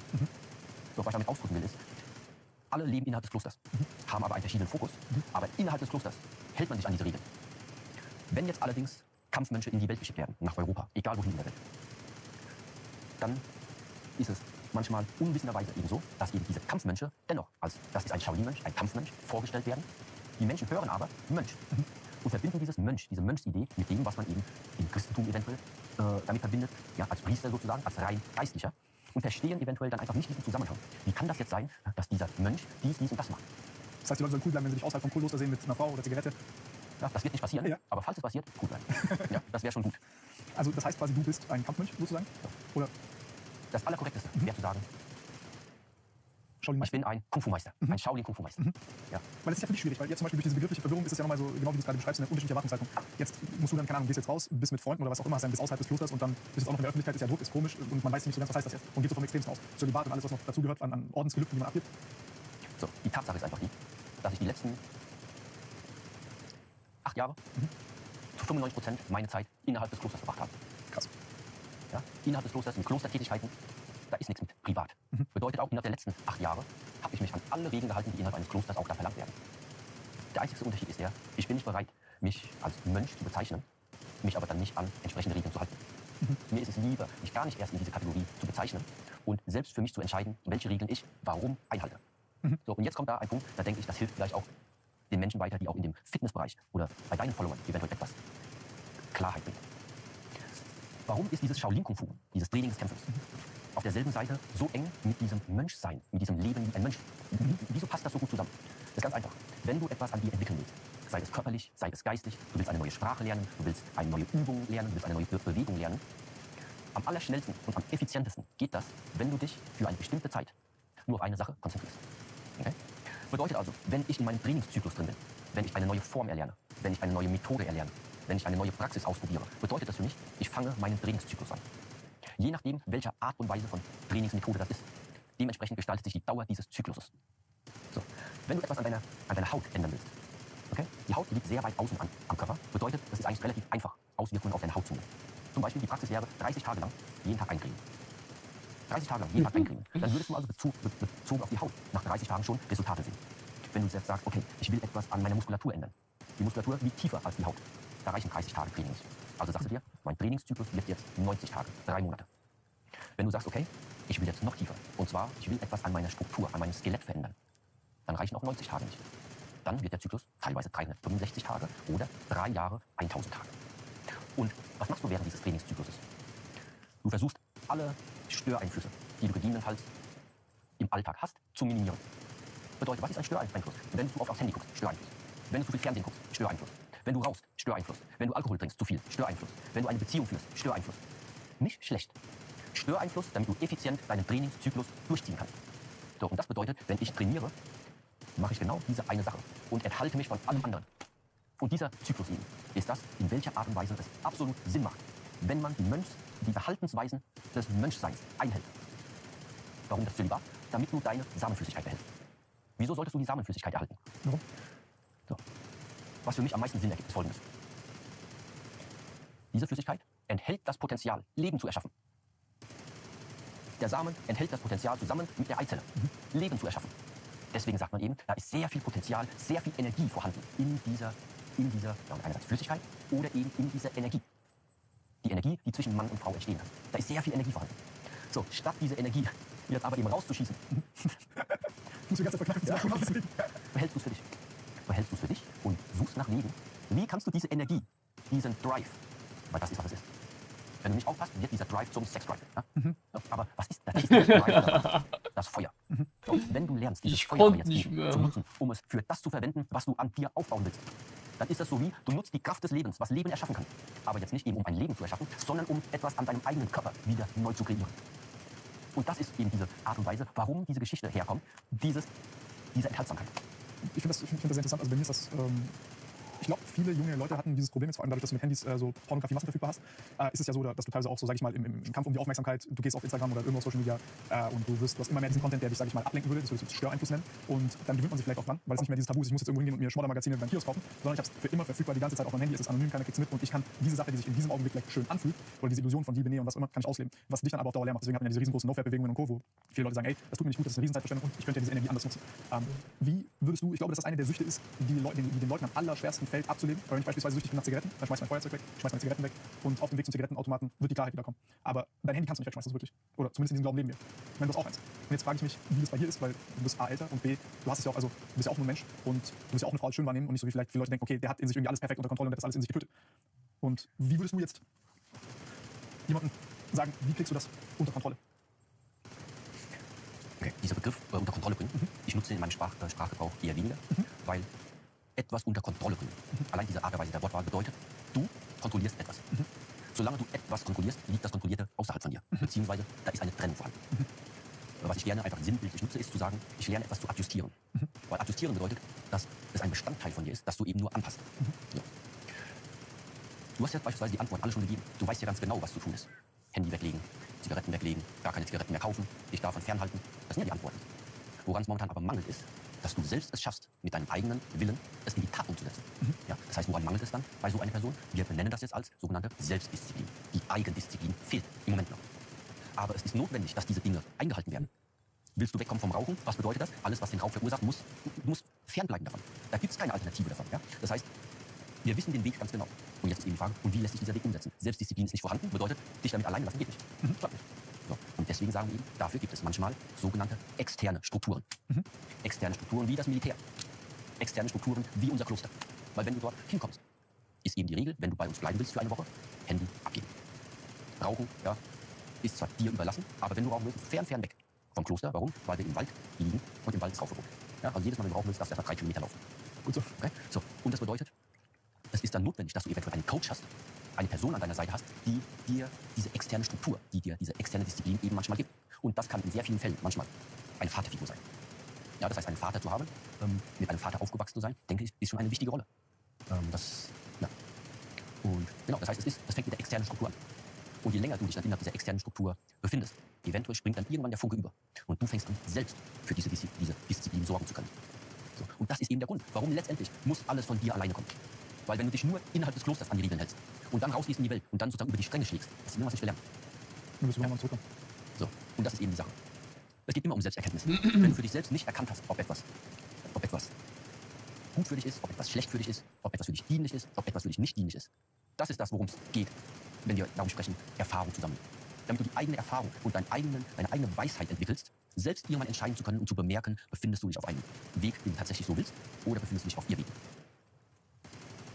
Ist es bei dir so, wann war das letzte Mal, oder hattest du das, dass du in eine ähnliche Situation warst, wo du selber gesagt hast, Scheiße, eigentlich will ich das nicht tun, aber ich habe jetzt hier einen Slip in meiner Selbstdisziplin, egal was es angeht. Und falls ja, wie sprichst du selbst mit dir und wie gehst du damit um? Ich denke, das aktuellste Ereignis war da einfach die Selbsterkenntnis jetzt nochmal gewesen. Aufgrund dieser ganzen Medienpräsenz gibt es sehr viele Augen, die sind auf mich gerichtet. Die kennen nicht nur aus dem, was den Leuten zur Verfügung steht. Da hat es auch nicht geholfen, zu sagen, dass das, was ihr seht, ist nur ein Teil von mir. Ja? Das waren da die 10 Minuten Podcast von den 24 Stunden, wovon ich 23 Stunden und 50 Minuten noch andere Sachen gemacht habe. Aber Menschen beschränken sich eben auf das, was sie sehen. Ja? Was ich versuche eben zu sagen ist, Ich habe ein ganz simples und normales Leben.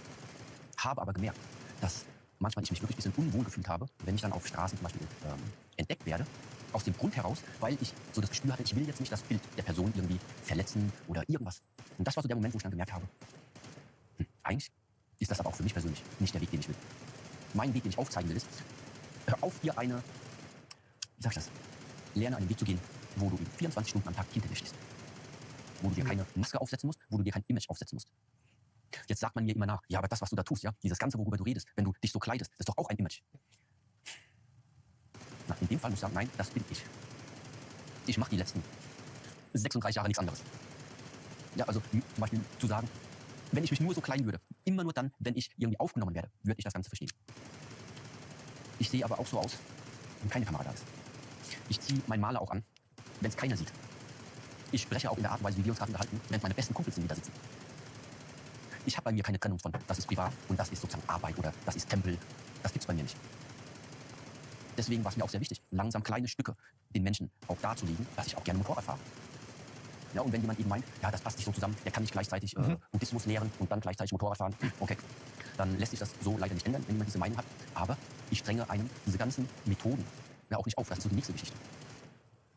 Ich bin lediglich eine Plattform aktuell und eine von vielen, vielen anderen Personen, die einfach Wissen, sage ich, bereithält, meine Ansichten darüber äußert.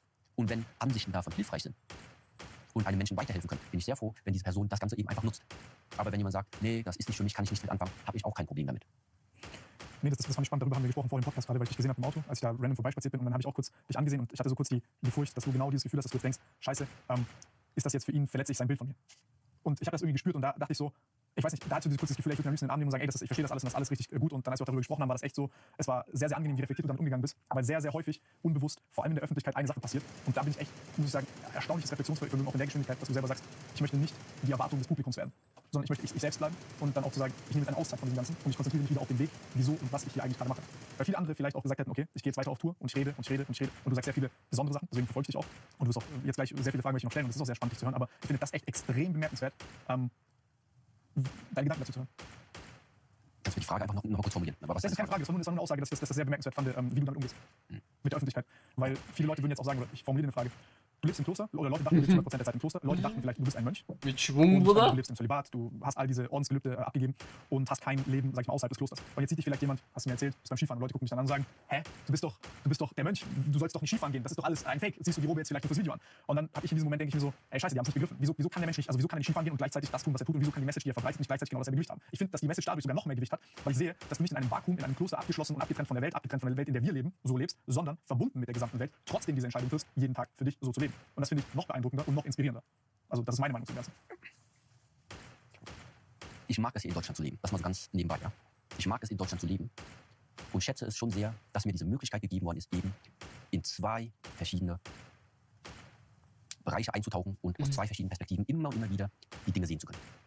Vergleiche ich das jetzt mit dem, was in den traditionellen Lehren beispielsweise vermittelt werden soll, die Balance von Yin und Yang, die Vereinigung von Yin und Yang, die Harmonie von Yin und Yang, bedeutet das für mich, damit es harmonisch wird, brauchst du beides. Du sollst nicht in der weltlichen Welt untergehen und du sollst auch nicht in deinen vier Wänden dort untergehen. Das ist meine persönliche Interpretation davon, dass ich mir sage, auf der einen Seite, wenn ich meine Zeit innerhalb des Klosters durch diese Trainingszyklen zum Beispiel verbringe, wenn ich mit dem Trainingszyklus fertig bin, das ist so wie ich komme gerade wieder in so eine Welt rein, wie wenn du von der Höhle rausgekommen wärst, weil du eben so komplett verhärtet in diese eine Richtung trainiert hast, dich entwickelt hast. Bedeutet aber gleichermaßen auch, du hast Dinge dann während dieses Trainingszykluses, während dieser Zeit eben entwickelt, was die Menschen einfach nicht, viele kennen den Weg nicht, denen fehlt es an Methoden und vielen fehlt es dann tatsächlich auch daran, das mal durchzuziehen. Okay? Deswegen kommen die nie in den Genuss zu erfahren, was du da dann entwickelst, was du da dann sehen kannst. Was mache ich aber jetzt mit den Dingen, die ich gesehen habe? Die versuche ich jetzt aus diesem Höhlenblick in diese Welt zu bringen. Zumindest die Aspekte, wo ich denke, das, was man da durch dieses intensive Beschäftigen mit einer bestimmten Sache, das, was man da sich rausziehen kann, bestimmte Prinzipien davon, die funktionieren genauso gut in dieser Welt hier draußen, in der westlichen Welt, in der weltlichen Welt. Und das ist eben der Übertrag, den ich versuche zu bringen. Es gibt manche Dinge, da gibt es keinen anderen Weg, als du musst den Weg gehen. So, wenn jemand so aussehen will wie du, der kann so viele Bücher lesen, wie er will. Der kann so viele YouTube-Videos gucken, wie er will. Der kann so viel Eiweißpulver trinken, wie er will. Der kann so viel spritzen, wie er will. Am Ende des Tages gibt es nur einen Weg. Der muss genauso viel gucken, wie du. Mit Schwung, Der muss Bruder. genauso viel trainieren wie du. Der muss also seinen Geist mal konditionieren und trainieren, das umzusetzen, durch diese Härte durchzugehen, wie du es getan hast. Da gibt es keine Alternative dazu.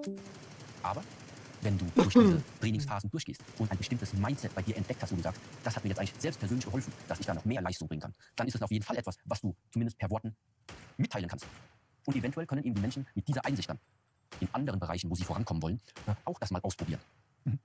Und das ist eben das Wertvolle an dieser Übersetzung von diesen Kampfkunstprinzipien in das Leben, von diesen Shaolin-Methoden in das Leben. So, und warum kann ich davon sprechen? Weil ich 36 Jahre mache. Und nicht, weil ich Bücher gelesen habe. Und nicht, weil mir irgendjemand das Zertifikat gegeben hat. Du bist jetzt, das ist mir vollkommen egal. Ich weiß, was ich an mir entwickelt habe. Und ich weiß, durch welche Zyklen ich durchgegangen bin. Und was ich an die nächste Generation und an alle Menschen weitergebe, die irgendwie Interesse daran haben, ist meine Ansicht. Ist meine Einsicht von der Praxis, durch die ich gegangen bin. Es gibt nichts im Internet, was ich in irgendeiner Art und Weise teilen würde, wo ich selbst noch nicht praktiziert habe. Gibt's nicht. Als ich dein Video gesehen habe damals bei dem TEDx-Talk, fand ich so faszinierend, oder was mich so motiviert hat, war, du hast gesagt, du bist auf dem Weg, dich selbst zu meistern, Self-Mastery zu erlangen. Und das war das, was du, glaube ich, auch den Leuten mit auf den Weg geben wolltest. Und der TED-Talk hieß 5 Hindrances to Self-Mastery. Und das ist für mich, sage ich mal, ist wahrscheinlich die größte Verbindung, weil mich das am allermeisten interessiert. Also das ist für mich irgendwo ein Ziel meines Lebens. Und ich stelle mir jeden Tag diese Frage auf irgendeine Art und Weise. Wie kann ich etwas besser machen? Wie kann ich mich, egal in welcher Domäne, weiterentwickeln? Und weil es mir Spaß macht und weil gleichzeitig für mich dieses Gefühl von, ich werde stärker. Für mich ist meine Traumvorstellung in meinem Kopf ist, egal wie beschissen die Umstände um mich herum sind, ist, dass ich einen klaren Kopf haben kann und stabil bin. Und das ist eine Sache, die ich irgendwo auch bei dir gesehen habe. Und du hast es nochmal viel klarer, viel weiter, als man gesehen, du lebst hast. Du kannst darüber sprechen. Und das war für mich extrem eindrucksvoll. Weil bei mir das eben, dadurch, dass ich nicht diese harte, klare Struktur hatte wie du, ich das manchmal sehr stark gelebt habe, manchmal vielleicht auch zu stark, ich keine Guidance hatte, keinen Mentor, keinen Meister, der mir dort geholfen hat, aber ich immer quasi wie ein Autodidakt versucht habe, mich immer wieder zurück auf diesen Weg zu kommen. Manchmal war ich weiter davon entfernt, bin auf andere Art und Weise darauf gekommen. Und es war ein interessanter Weg. Und als ich dann deinen Talk dort gesehen habe, habe ich mich gefragt, wie ist das bei dir? Wo befindest du dich jetzt? Auf dem Weg. Self-Mastery, Selbstmeisterschaft, bedeutet, du für dich selbst nimmst dein Leben in die Hand. So, was ist dein Leben? Was macht dein Leben aus? Dein Leben macht für mich jetzt, macht aus, wie fühle ich mich eigentlich so während des Tages? Während unserer Konversation, wenn ich später wieder nach Hause fahre, kurz bevor ich schlafen gehe, morgens, wenn ich aufwache. Was ist innen mir drin? Ja, ist da was verschnürt, schnürt es mir innen etwas zu? Oder bin ich motiviert und habe den Drive? Das heißt, während einer Woche, wenn ich mich da beobachte, merke ich natürlich selbst, manchmal gibt es Momente, da hast du einen sehr, sehr hohen Drive, aber manchmal auch merkst du, da ist sowas zugeschnürt. Dann ist die erste Frage, so, an was liegt das? Sehr oft denke ich, würde man sagen, ja, das liegt jetzt an diesen äußeren Umständen, wegen dem und wegen, ja. Das heißt, man findet sehr viele Gründe, weswegen man sich jetzt innerlich irgendwie nicht wohlfühlt. Bedeutet im Umkehrschluss, dass also die innere Art und Weise, wie ich mich fühle, nach wie vor zu stark von äußeren Umständen abhängig ist. Jetzt könnte man sagen, ja, genau deswegen haben wir ja alle eine Arbeit und deswegen sind wir ja alle verpflichtet, das Umfeld so zu gestalten, damit es uns allen gut geht. Das heißt, wir müssen alle an einem Strang ziehen und die Außenwelt, unsere Welt da draußen so zu gestalten, dass also die Welt uns nicht mehr stört. Und da denke ich mir, dann wird es in diesem Leben also nie passieren. Wird irgendwas Neues stören? Weil es wird immer etwas Neues stören. Nehmen wir an, dich stört jetzt im Moment etwas. Wen stört das? Mich. So, bedeutet also, dieses Störgefühl, das du für mich einfach eine erste Einsicht, das ist doch innerhalb von dir. Du bist doch gereizt. Du bist doch derjenige, der eifersüchtig ist. Du bist doch derjenige, der diese Trauer empfindet. Du bist doch derjenige, der diese Aggression eventuell empfindet. So. Und weil ich erkenne, okay, das liegt also innerhalb von mir. Vielleicht sollte ich anfangen, einen Weg zu suchen, dass ich das Adjustieren dieser Zustände, das Adjustieren dieser Gefühle, Emotionen in mir suche. Und das ist eben wieder der Punkt, wo ich sage, und deswegen nennt es sich Selbstmeisterschaft.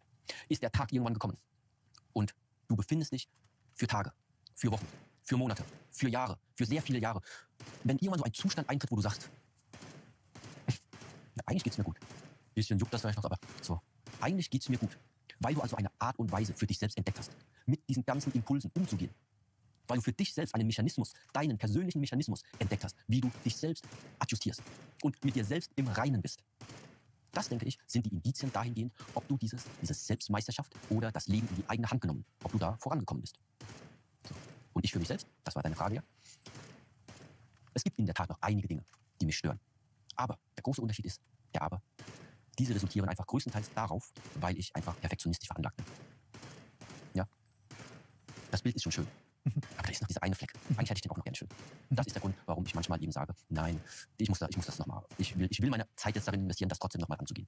Das heißt, meine Motivation trotzdem weiterzumachen, ist einfach, weil ich sehe, da kann noch etwas getan werden. Und ich denke, ich bin noch in der Lage, es zu tun. Deswegen mache ich es. Aber ansonsten geht es mir eigentlich sehr gut. Ist es etwas, wodurch du Leidensdruck hast oder wie fühlst du deinen Perfektionismus? Wie gehst du damit um? Ich habe selber das Problem, deswegen würde es mich interessieren. Wie äußert sich das? Das ist, wie gesagt, der Dorn im Auge. Das ist alles gut, das ist alles schön, aber in dem Moment, wo dein Geist oder deine Gedanken da kurz so drüber streift, merkst du das anders. Alles hier ist so schön, aber da, wenn da, das ist so anders in dem Moment, ist so innerlich kurzzeitig was anderes. Nicht, dass es jetzt so störend wäre, dass ich damit nicht leben kann. Aber ich sehe das und sage, in meinem Geist wäre es aber trotzdem schön, wenn wenn er sich annähern würde. Und ich denke, ich habe Lust, ich habe Zeit, ich kann das machen, also probiere ich mich eben daran noch aus. Das ist so die Art und Weise, wo ich sehe. Ja. Spannend, spannend. Was ist das für eine Reise gewesen? Du hast gesagt, es gibt diese 5 Hindrances, diese 5 großen Hindernisse. So, dieses Bild der 5 Hindrances oder dieser 5 Hindernisse auf dem Weg zur Klarheit ist eigentlich eine urbuddhistische Lehre. Ja, hat also in diesem Sinne wirklich sehr wenig mit der Kampfkunst zu tun. Das ist fast eine rein buddhistische Lehre. Und man muss einfach verstehen, manchmal, wenn wir sagen, die 3 Geisteszustände, die 5 Hindernisse, ja, die 7 Sterne, egal was, einfach dieser Begriff der Nummern, ist einfach da, damit man einfach etwas in Worte packen kann. Okay? Es gibt nicht nur 5 Hindernisse in der Welt. Aber diese 5 Hindernisse, wie ich sie erwähnt habe, auch in diesem Video, die decken schon mal einen extrem großen Bereich an Gedanken ab, die jeder Mensch, wenn er in sich geht, wiederfindet. Was besagen diese 5 Hindernisse? Sie bezeichnen sozusagen mentale Zustände.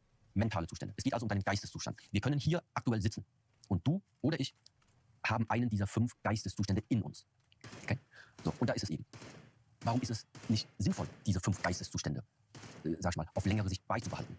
Weil sie die Sicht auf die Dinge verfärben. Ja, und da ist es wirklich ganz schön, weil wir das jetzt eben hier gerade haben. Das neues Wasser, ja. Nee, aber hier zum Beispiel. Wir müssen uns das jetzt alle einfach vorstellen, aber stell dir vor, diese Flasche wäre jetzt nicht so blau gefärbt, sondern wäre eine ganz klare Flasche. Okay? Optimalerweise auch ohne diese Wölbung. Wenn ich dann jetzt hier durchgucken würde, alles klar, und dann wieder wegnehmen, müsstest du genau dieselbe Person sein. Dieses Bild und dieses Bild müsste 1 und 1 übereinstimmen. Davon ausgehen, das wäre jetzt nicht blau und es würde nicht wegen dieser Wölbung das Bild verzerren. Okay? Das heißt, das bedeutet, wenn deine Sicht klar ist, entspricht das, was du siehst und so wie es ist, 1 und 1 im Ist-Zustand.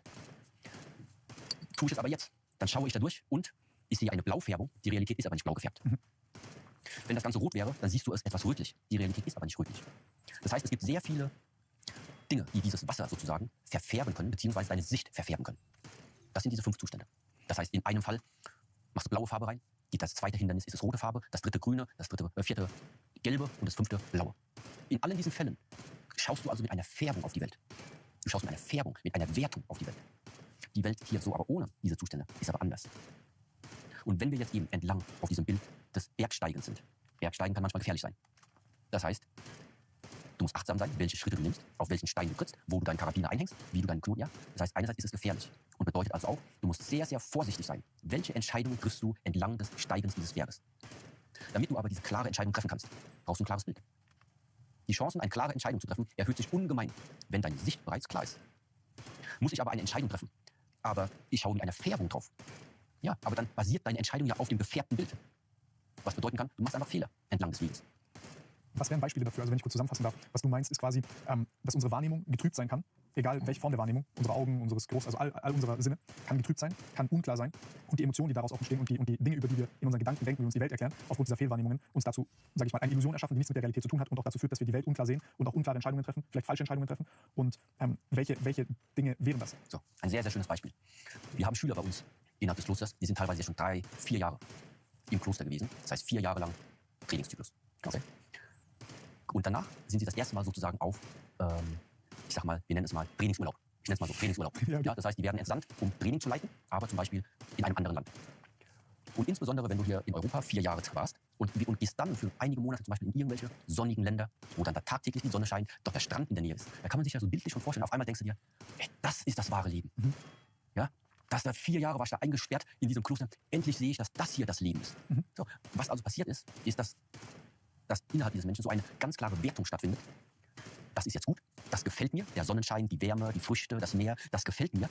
Und die Kälte, die Struktur, das harte Training, das Gehorsamsein, das gefällt mir nicht. So. Und das ist eben ein Irrglaube. Das ist eben bereits so eben dieser erste Punkt, wo es anfängt, von einer Illusion in die nächste zu wandern.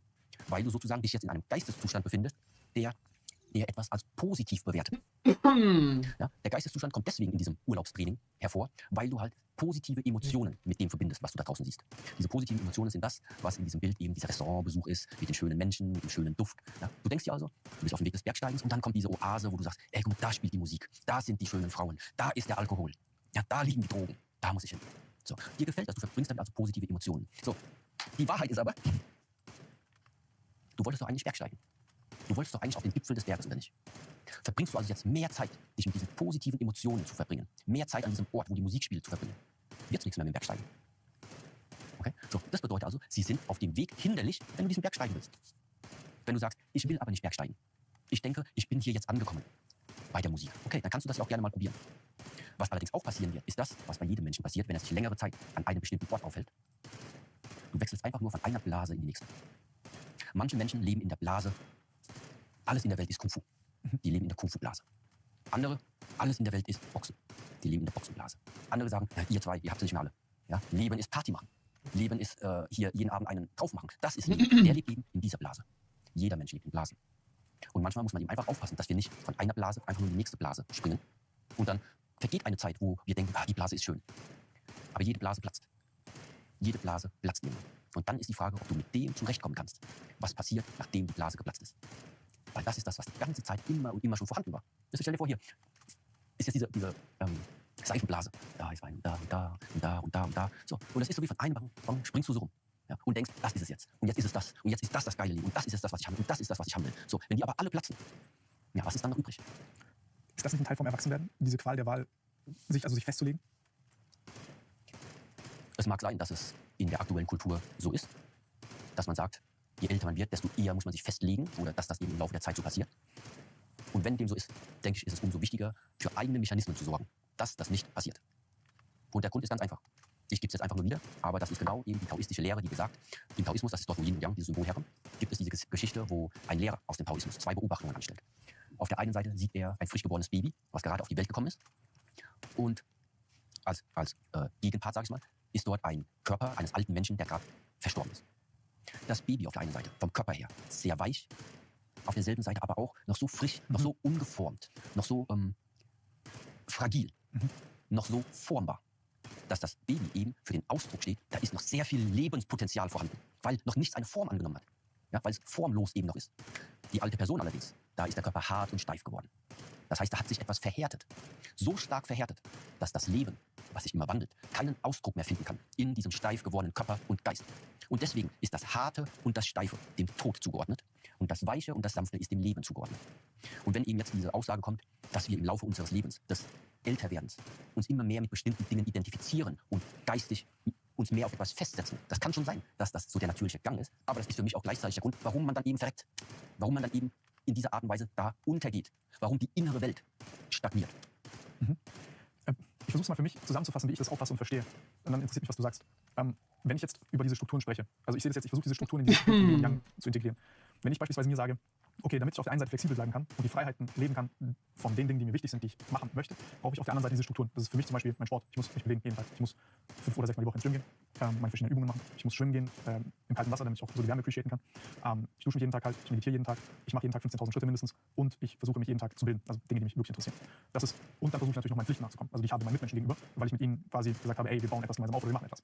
Und dann, nachdem ich diese Dinge getan habe, ist es mir relativ egal, was ich danach tue, wenn es mir gut tut, weil dann kann ich auch mal, ich nenne es mal Seifenblase, ich kann von der einen Seifenblase auf die nächste springen, weil ich weiß, morgen früh bin ich wieder, egal ob es platzt oder nicht, bin ich wieder in der Struktur. Und jetzt interessiert mich, wie siehst du das? Also das ist das, was ich daraus verstehe, weil ich glaube, es gibt diese 2 Extreme. Dieses Verhärtete, was du gerade angesprochen hast, zu stark fixiert zu sein auf eine Sache und zu sagen, ich identifiziere mich jetzt mit Kung Fu und ich mache nur diese 5, 6, 7 Dinge und lasse diesen anderen Teil, diese Freiheit, diese Dinge, wo ich auch einfach gar nicht weiß, was es ist, raus. Oder ich gebe mich nur diesen Freiheiten hin und mache dann irgendwann nur Dinge, die ich in diesem Moment will, die mir aber eigentlich in Wirklichkeit nicht wichtig sind und die mir in Wirklichkeit eigentlich gar nicht gefallen. Kennst die Antwort doch schon. Das tun ist schwierig. Aber ich kenne sie auch nicht im Kopf so ganz. Das ist beides. Wir brauchen beides. Wir brauchen beides im Leben. Weder das eine noch das andere ausschließlich. Einen Weg zu finden, beide, Freiheit und Struktur, in deinen Alltag zu integrieren. Dich komplett nur frei zu verhalten, zu bewegen, halte ich persönlich auch für keinen richtigen Weg. Nur, das steht so, das muss so gemacht werden, ja, wie ein Roboter. Das ist auch nicht der richtige Weg. Aber die Kombination aus diesen beiden ist der richtige Weg. Und was ist es, was aber diese Kombination einnehmen kann bei uns Menschen? Das ist abhängig vom Geisteszustand. Unser Geisteszustand kann mehr Zustände einnehmen, aber ich gebe dir einfach 2 Stück. Du kannst einen offenen Geist besitzen. Offener Geist, mal gucken, was kommt. Ja, also keine Ahnung, was jetzt bei dem Gespräch jetzt hier bei rauskommt. Eigentlich weiß ich noch gar nicht, welche Fragen ich stellen soll. Ich weiß nicht, in welche Richtung das geht. Okay? Das heißt, einerseits diese Offenheit. Das ist so, du hast einen offenen Geist. So. Du kannst auch manchmal einen Geist haben, der ist sehr, sehr intentionsgetrieben. Bedeutet, vorher schon, okay, so, das sind die Fragen, die muss ich jetzt durchgehen, ja? So, unabhängig davon, was er antwortet, unabhängig davon, was du in dieser Situation fühlst, das sind die Fragen, die werden jetzt einmal abgearbeitet. Also Nummer 1, Nummer 2, Nummer 3. Okay, Hauptsache, was du dir in den Kopf gesetzt hast als Intention, was du erreichen willst, das muss jetzt in der Realität stattfinden. Das heißt, was ist intentionsgerichtete Geisteshaltung? Das sind immer die Dinge, wo du willst, dass die Außenwelt das annimmt, was du da drin im Kopf hast. Ja? Warum geben wir Dingen Intention? Warum machen wir Dinge bewusst? Weil du willst, dass da eine bestimmte Reaktion der Welt kommt auf das, was du dir vorstellst von der Welt. Ja? So, also gibt es aber 2 Zustände. Was davon sollen wir jetzt machen in diesem Gespräch? Sollen wir jetzt die ganze Zeit hier hocken und darauf hoffen, in diesem offenen Geisteszustand sozusagen, dass uns da was beigeflogen kommt? Kann man manchmal machen. Aber mein persönlicher Weg, das, wo ich denke, ist eine schöne, harmonische Balance ist, dass wir achtsam darauf sind, was passt. Manchmal sind wir in einem bestimmten Fluss, in einem Gesprächsfluss drin und dann lässt du das aus. Und zwischendrin aber kannst du klar mal abgleichen. Okay, eigentlich wollte ich das und das fragen, aber okay, eigentlich ist auch nicht mehr so wichtig. Aber die nächste, komm, die nehmen wir jetzt mal. Das heißt, was wird das Ganze? Das wird ein Zusammenspiel aus dem, was du gerne hättest und dem, was das Universum dir gibt. Nein, ich muss nachdenken kurz darüber. Bei mir konkret fällt eine Sache schwer. Und da interessiert mich deine Meinung. Ich bin dann sehr verbissen. Und ich hatte jetzt beispielsweise die letzten 3 Jahre war das auch teilweise so, dass ich wirklich das ad absurdum durchgezogen hatte und dann diesen Teil der Freiheit, der schon beinahe nicht existiert hat. Und hier ist es dann so, dass man Gefühle der Schuld hat oder man denkt, man kommt nicht schnell genug voran, man ist da nicht gut genug, das ist verschwendete Zeit. Und dann ist man auch manchmal gezwungenermaßen in Zuständen, wo man merkt, okay, man benötigt jetzt Freiheit, aber man ist so weit von sich selbst entfernt durch diese Strukturen, dieses Verhärtete, was du beschrieben hast, dass man, dass man schon fast seinen eigenen Willen verloren hat. Ich weiß nicht, ob du verstehst, was ich meine. Okay. Und also für mich zum Beispiel war das, also es gibt glaube ich auch das Problem, andersrum, das hatte ich auch schon in meinem Leben, aber in der letzten Zeit ist es das andersrum. Und das finde ich interessant zu hören, weil diese Flexibilität, die du hast, in beide Richtungen quasi, jetzt zack, okay, intentionsgetrieben, ich ziehe meine Struktur durch, ohne Wenn und Aber, und auf der anderen Seite dann, so Freunde, im Kalkofen, let's go. Yin und Yang, Tag und Nacht, Körper und Geist. Wir haben einen Körper, wir haben einen Geist. Wenn es darum geht, Geisteszustände zu erlernen, sich damit zu beschäftigen, bedeutet also auch, innerhalb dieses Geistzustandes manchmal offener Geist, manchmal gerichteter Geist. Okay? Bedeutet also, erster Schritt, genauso wie du deinen Körper trainieren musst, damit du feinfühliger wirst für deinen einzelnen Körper. Genauso musst du eben auch Geistesbereiche trainieren, damit du überhaupt klar identifizieren kannst, das ist jetzt offener Geist und das ist jetzt mein gerichteter Geist. Ich nenne die jetzt einfach nur so, weil das so der Wortgebrauch ist, den ich normalerweise nutze. Okay? Manchmal sage ich auch, es gibt einen, manchmal bist du lediglich Beobachter. Manchmal bist du Beobachter oder manchmal bist du Dirigent. Manchmal bist du derjenige, der aktiv das Auto steuert oder du bist manchmal passiver Mitfahrer. Okay? Das heißt, du kannst bezüglich deiner mentalen Einstellung innerlich, kannst du verschiedene Ebenen einnehmen. Ja? Das heißt, du kannst geistig anders ausgerichtet sein. Damit du aber die verschiedenen Nuancen bei deinem Geist feststellst, wo befinde ich mich gerade, ist es eben notwendig, wie beim körperlichen Training, dass wir geistiges Training haben. Das heißt, wie mache ich das, damit ich flexibler werde in diesen Bereichen? Wie mache ich das, wenn ich feststelle, ich merke das, aber was kann ich tun? Es geht irgendwie nicht weg. Ja, weil der Geist eventuell einfach noch nicht genug trainiert ist. Und jetzt sagst du, ja, geht das denn überhaupt? Dann sage ich, du trainierst doch auf deinen Körper. Und dann sagst du, ja, aber der Körper, den kann ich doch sehen. Ja, weil das ist doch echt, kann ich doch anfassen. Den Geist, den kann ich nicht sehen von einem Menschen. Wie soll ich das machen? Und das ist eben die Besonderheit der asiatischen Sichtweise auf die Welt. Wir leben in einer Welt, die ist aktuell geprägt durch Formen. Der Mann ist geprägt durch die männliche Statur. Also alles, was sichtbar ist. Alles, was sichtbar ist. Ferrari, Lamborghini, Bugatti. Ja, alles verschiedene Formen.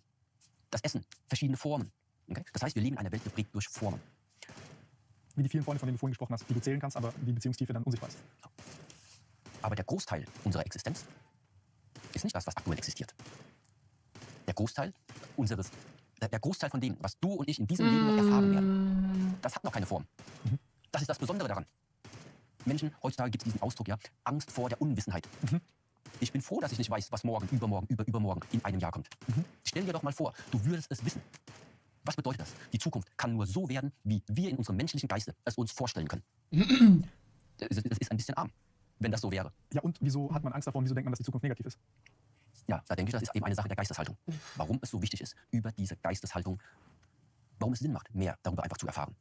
Weil nämlich, wir sagen bei uns, Intention oder dort, wo deine Intention hingerichtet ist. Dort folgt die Energie. Energie folgt der Aufmerksamkeit. Energie folgt der Intention. Energie folgt der Intention. Warum benötigen wir Energie in dieser Solange wir mit Social Media Handy und alles mögliche, wir haben 65 Spaß hier. Dann ist ja so richtig viele Leute. Aufmerksamkeit ist ja das mutige Demokratie. Das ist umsonst. Das ist ja umsonst, was diese Baum handelt. Also, okay, ich erzählen kann, dass das nicht weiß. Aufmerksamkeit ist aber etwas, was enorm wichtig ist, aber relativ unsichtbar ist. Und wir haben nur so getan, als wäre das selbstverständlich. Wir haben das alle unendlich viel. Und jetzt so langsam, glaube ich, das war in meinem Alter, vor allem bei jungen Leuten, glaube ich, mir ist es schwer gefallen, ein Buch zu lesen. Und wenn du 2 Tage auf TikTok hängst, ist es vielleicht mittlerweile schwierig, sich 20 Minuten Video anzugucken. Dann fehlt dir eine wirklich fundamentale Energie, die du als Mensch hast, dir Dinge vorzustellen, dir Dinge vorzunehmen und diese Dinge dann auch zu tun. Hast du das bei dir gemerkt? Ja. Manchmal steht dir Geld zur Verfügung. Okay. Und dann haben wir auch noch den Social Media Bereich, wo du dann eventuell berüchtigt bist. Dann hast du da noch irgendwie deinen sonstigen professionellen Bereich. Kannst du alles haben. Kann alles auch Bestandteil deines Lebens sein. Was ich denke, was aber eben gefährlich ist, wenn du dich innerhalb dieses Geldes abfindest und ausschließlich da drin bleibst. Ja, und dann sozusagen den Wellengang des Geldes. Manches da, manches weg. Wenn das deine Stimmung ausmacht, ist das nicht gut. Also mich damit identifizierst. So, und das ist genau der Grund. Geld, Ruhm, Social Media, deine Arbeit, deine. Habe ich alles. Habe ich alles. Aber weißt du, von wo ich auf diese Dinge schaue? Von hier. Von hier. Das hier bin ich. Mit Schwung, Bruder? Genau nicht ich. Mit Schwung? Das sind aber unmissverständlich Bereiche meines Lebens. Aktuell. Wenn ich momentan auf mein Leben schaue, das ist der Bereich, das ist der Bereich, das ist der. Aber ich bin nicht da drin. Wenn ich komplett da drin wäre, das wäre ein Problem. Denkst du, dass Leute das Problem haben? Ich denke, es ist einfach, sich in Dingen zu verlieren. Ja. Das heißt, in diesem oder diesem. Es ist einfach, sich in Dingen zu verlieren. Wie kommst du raus? Indem du manchmal in der glücklichen Lage bist, entweder einen Mentor zu finden, oder auf irgendetwas zu treffen, manchmal, was dir dann kurzzeitig den gibt, der dich hier ganz kurzzeitig rauskatapultiert. Und dann siehst du das selbst. Und je öfter sowas passiert, das ist das, was die Anfänge manchmal sind. Manchmal benötigt es einen Impuls. Das war bei mir Kies oder Mentoren. Eins von den beiden. Etwas Schlimmes passiert, was dir die Augen öffnet, dass das alles Bullshit ist. Oder jemand anderes. Zu dem Ausschuss. Der sich befreit hat davon.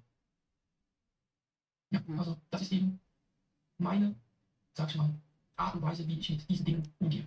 Ich weiß nicht, was die Zukunft bringt. Nur aktuell ist halt mein Leben sehr, sehr, sehr stark unweigerlich einfach geprägt durch das, was ich die letzten Jahre einfach gemacht habe. Und das war eben das Beschäftigen in diesem Bereich Shaolin Kung Fu, Kampfkunst, ja, buddhistische Lehre, asiatische Philosophien. Das war der Bereich, in dem ich mich in den letzten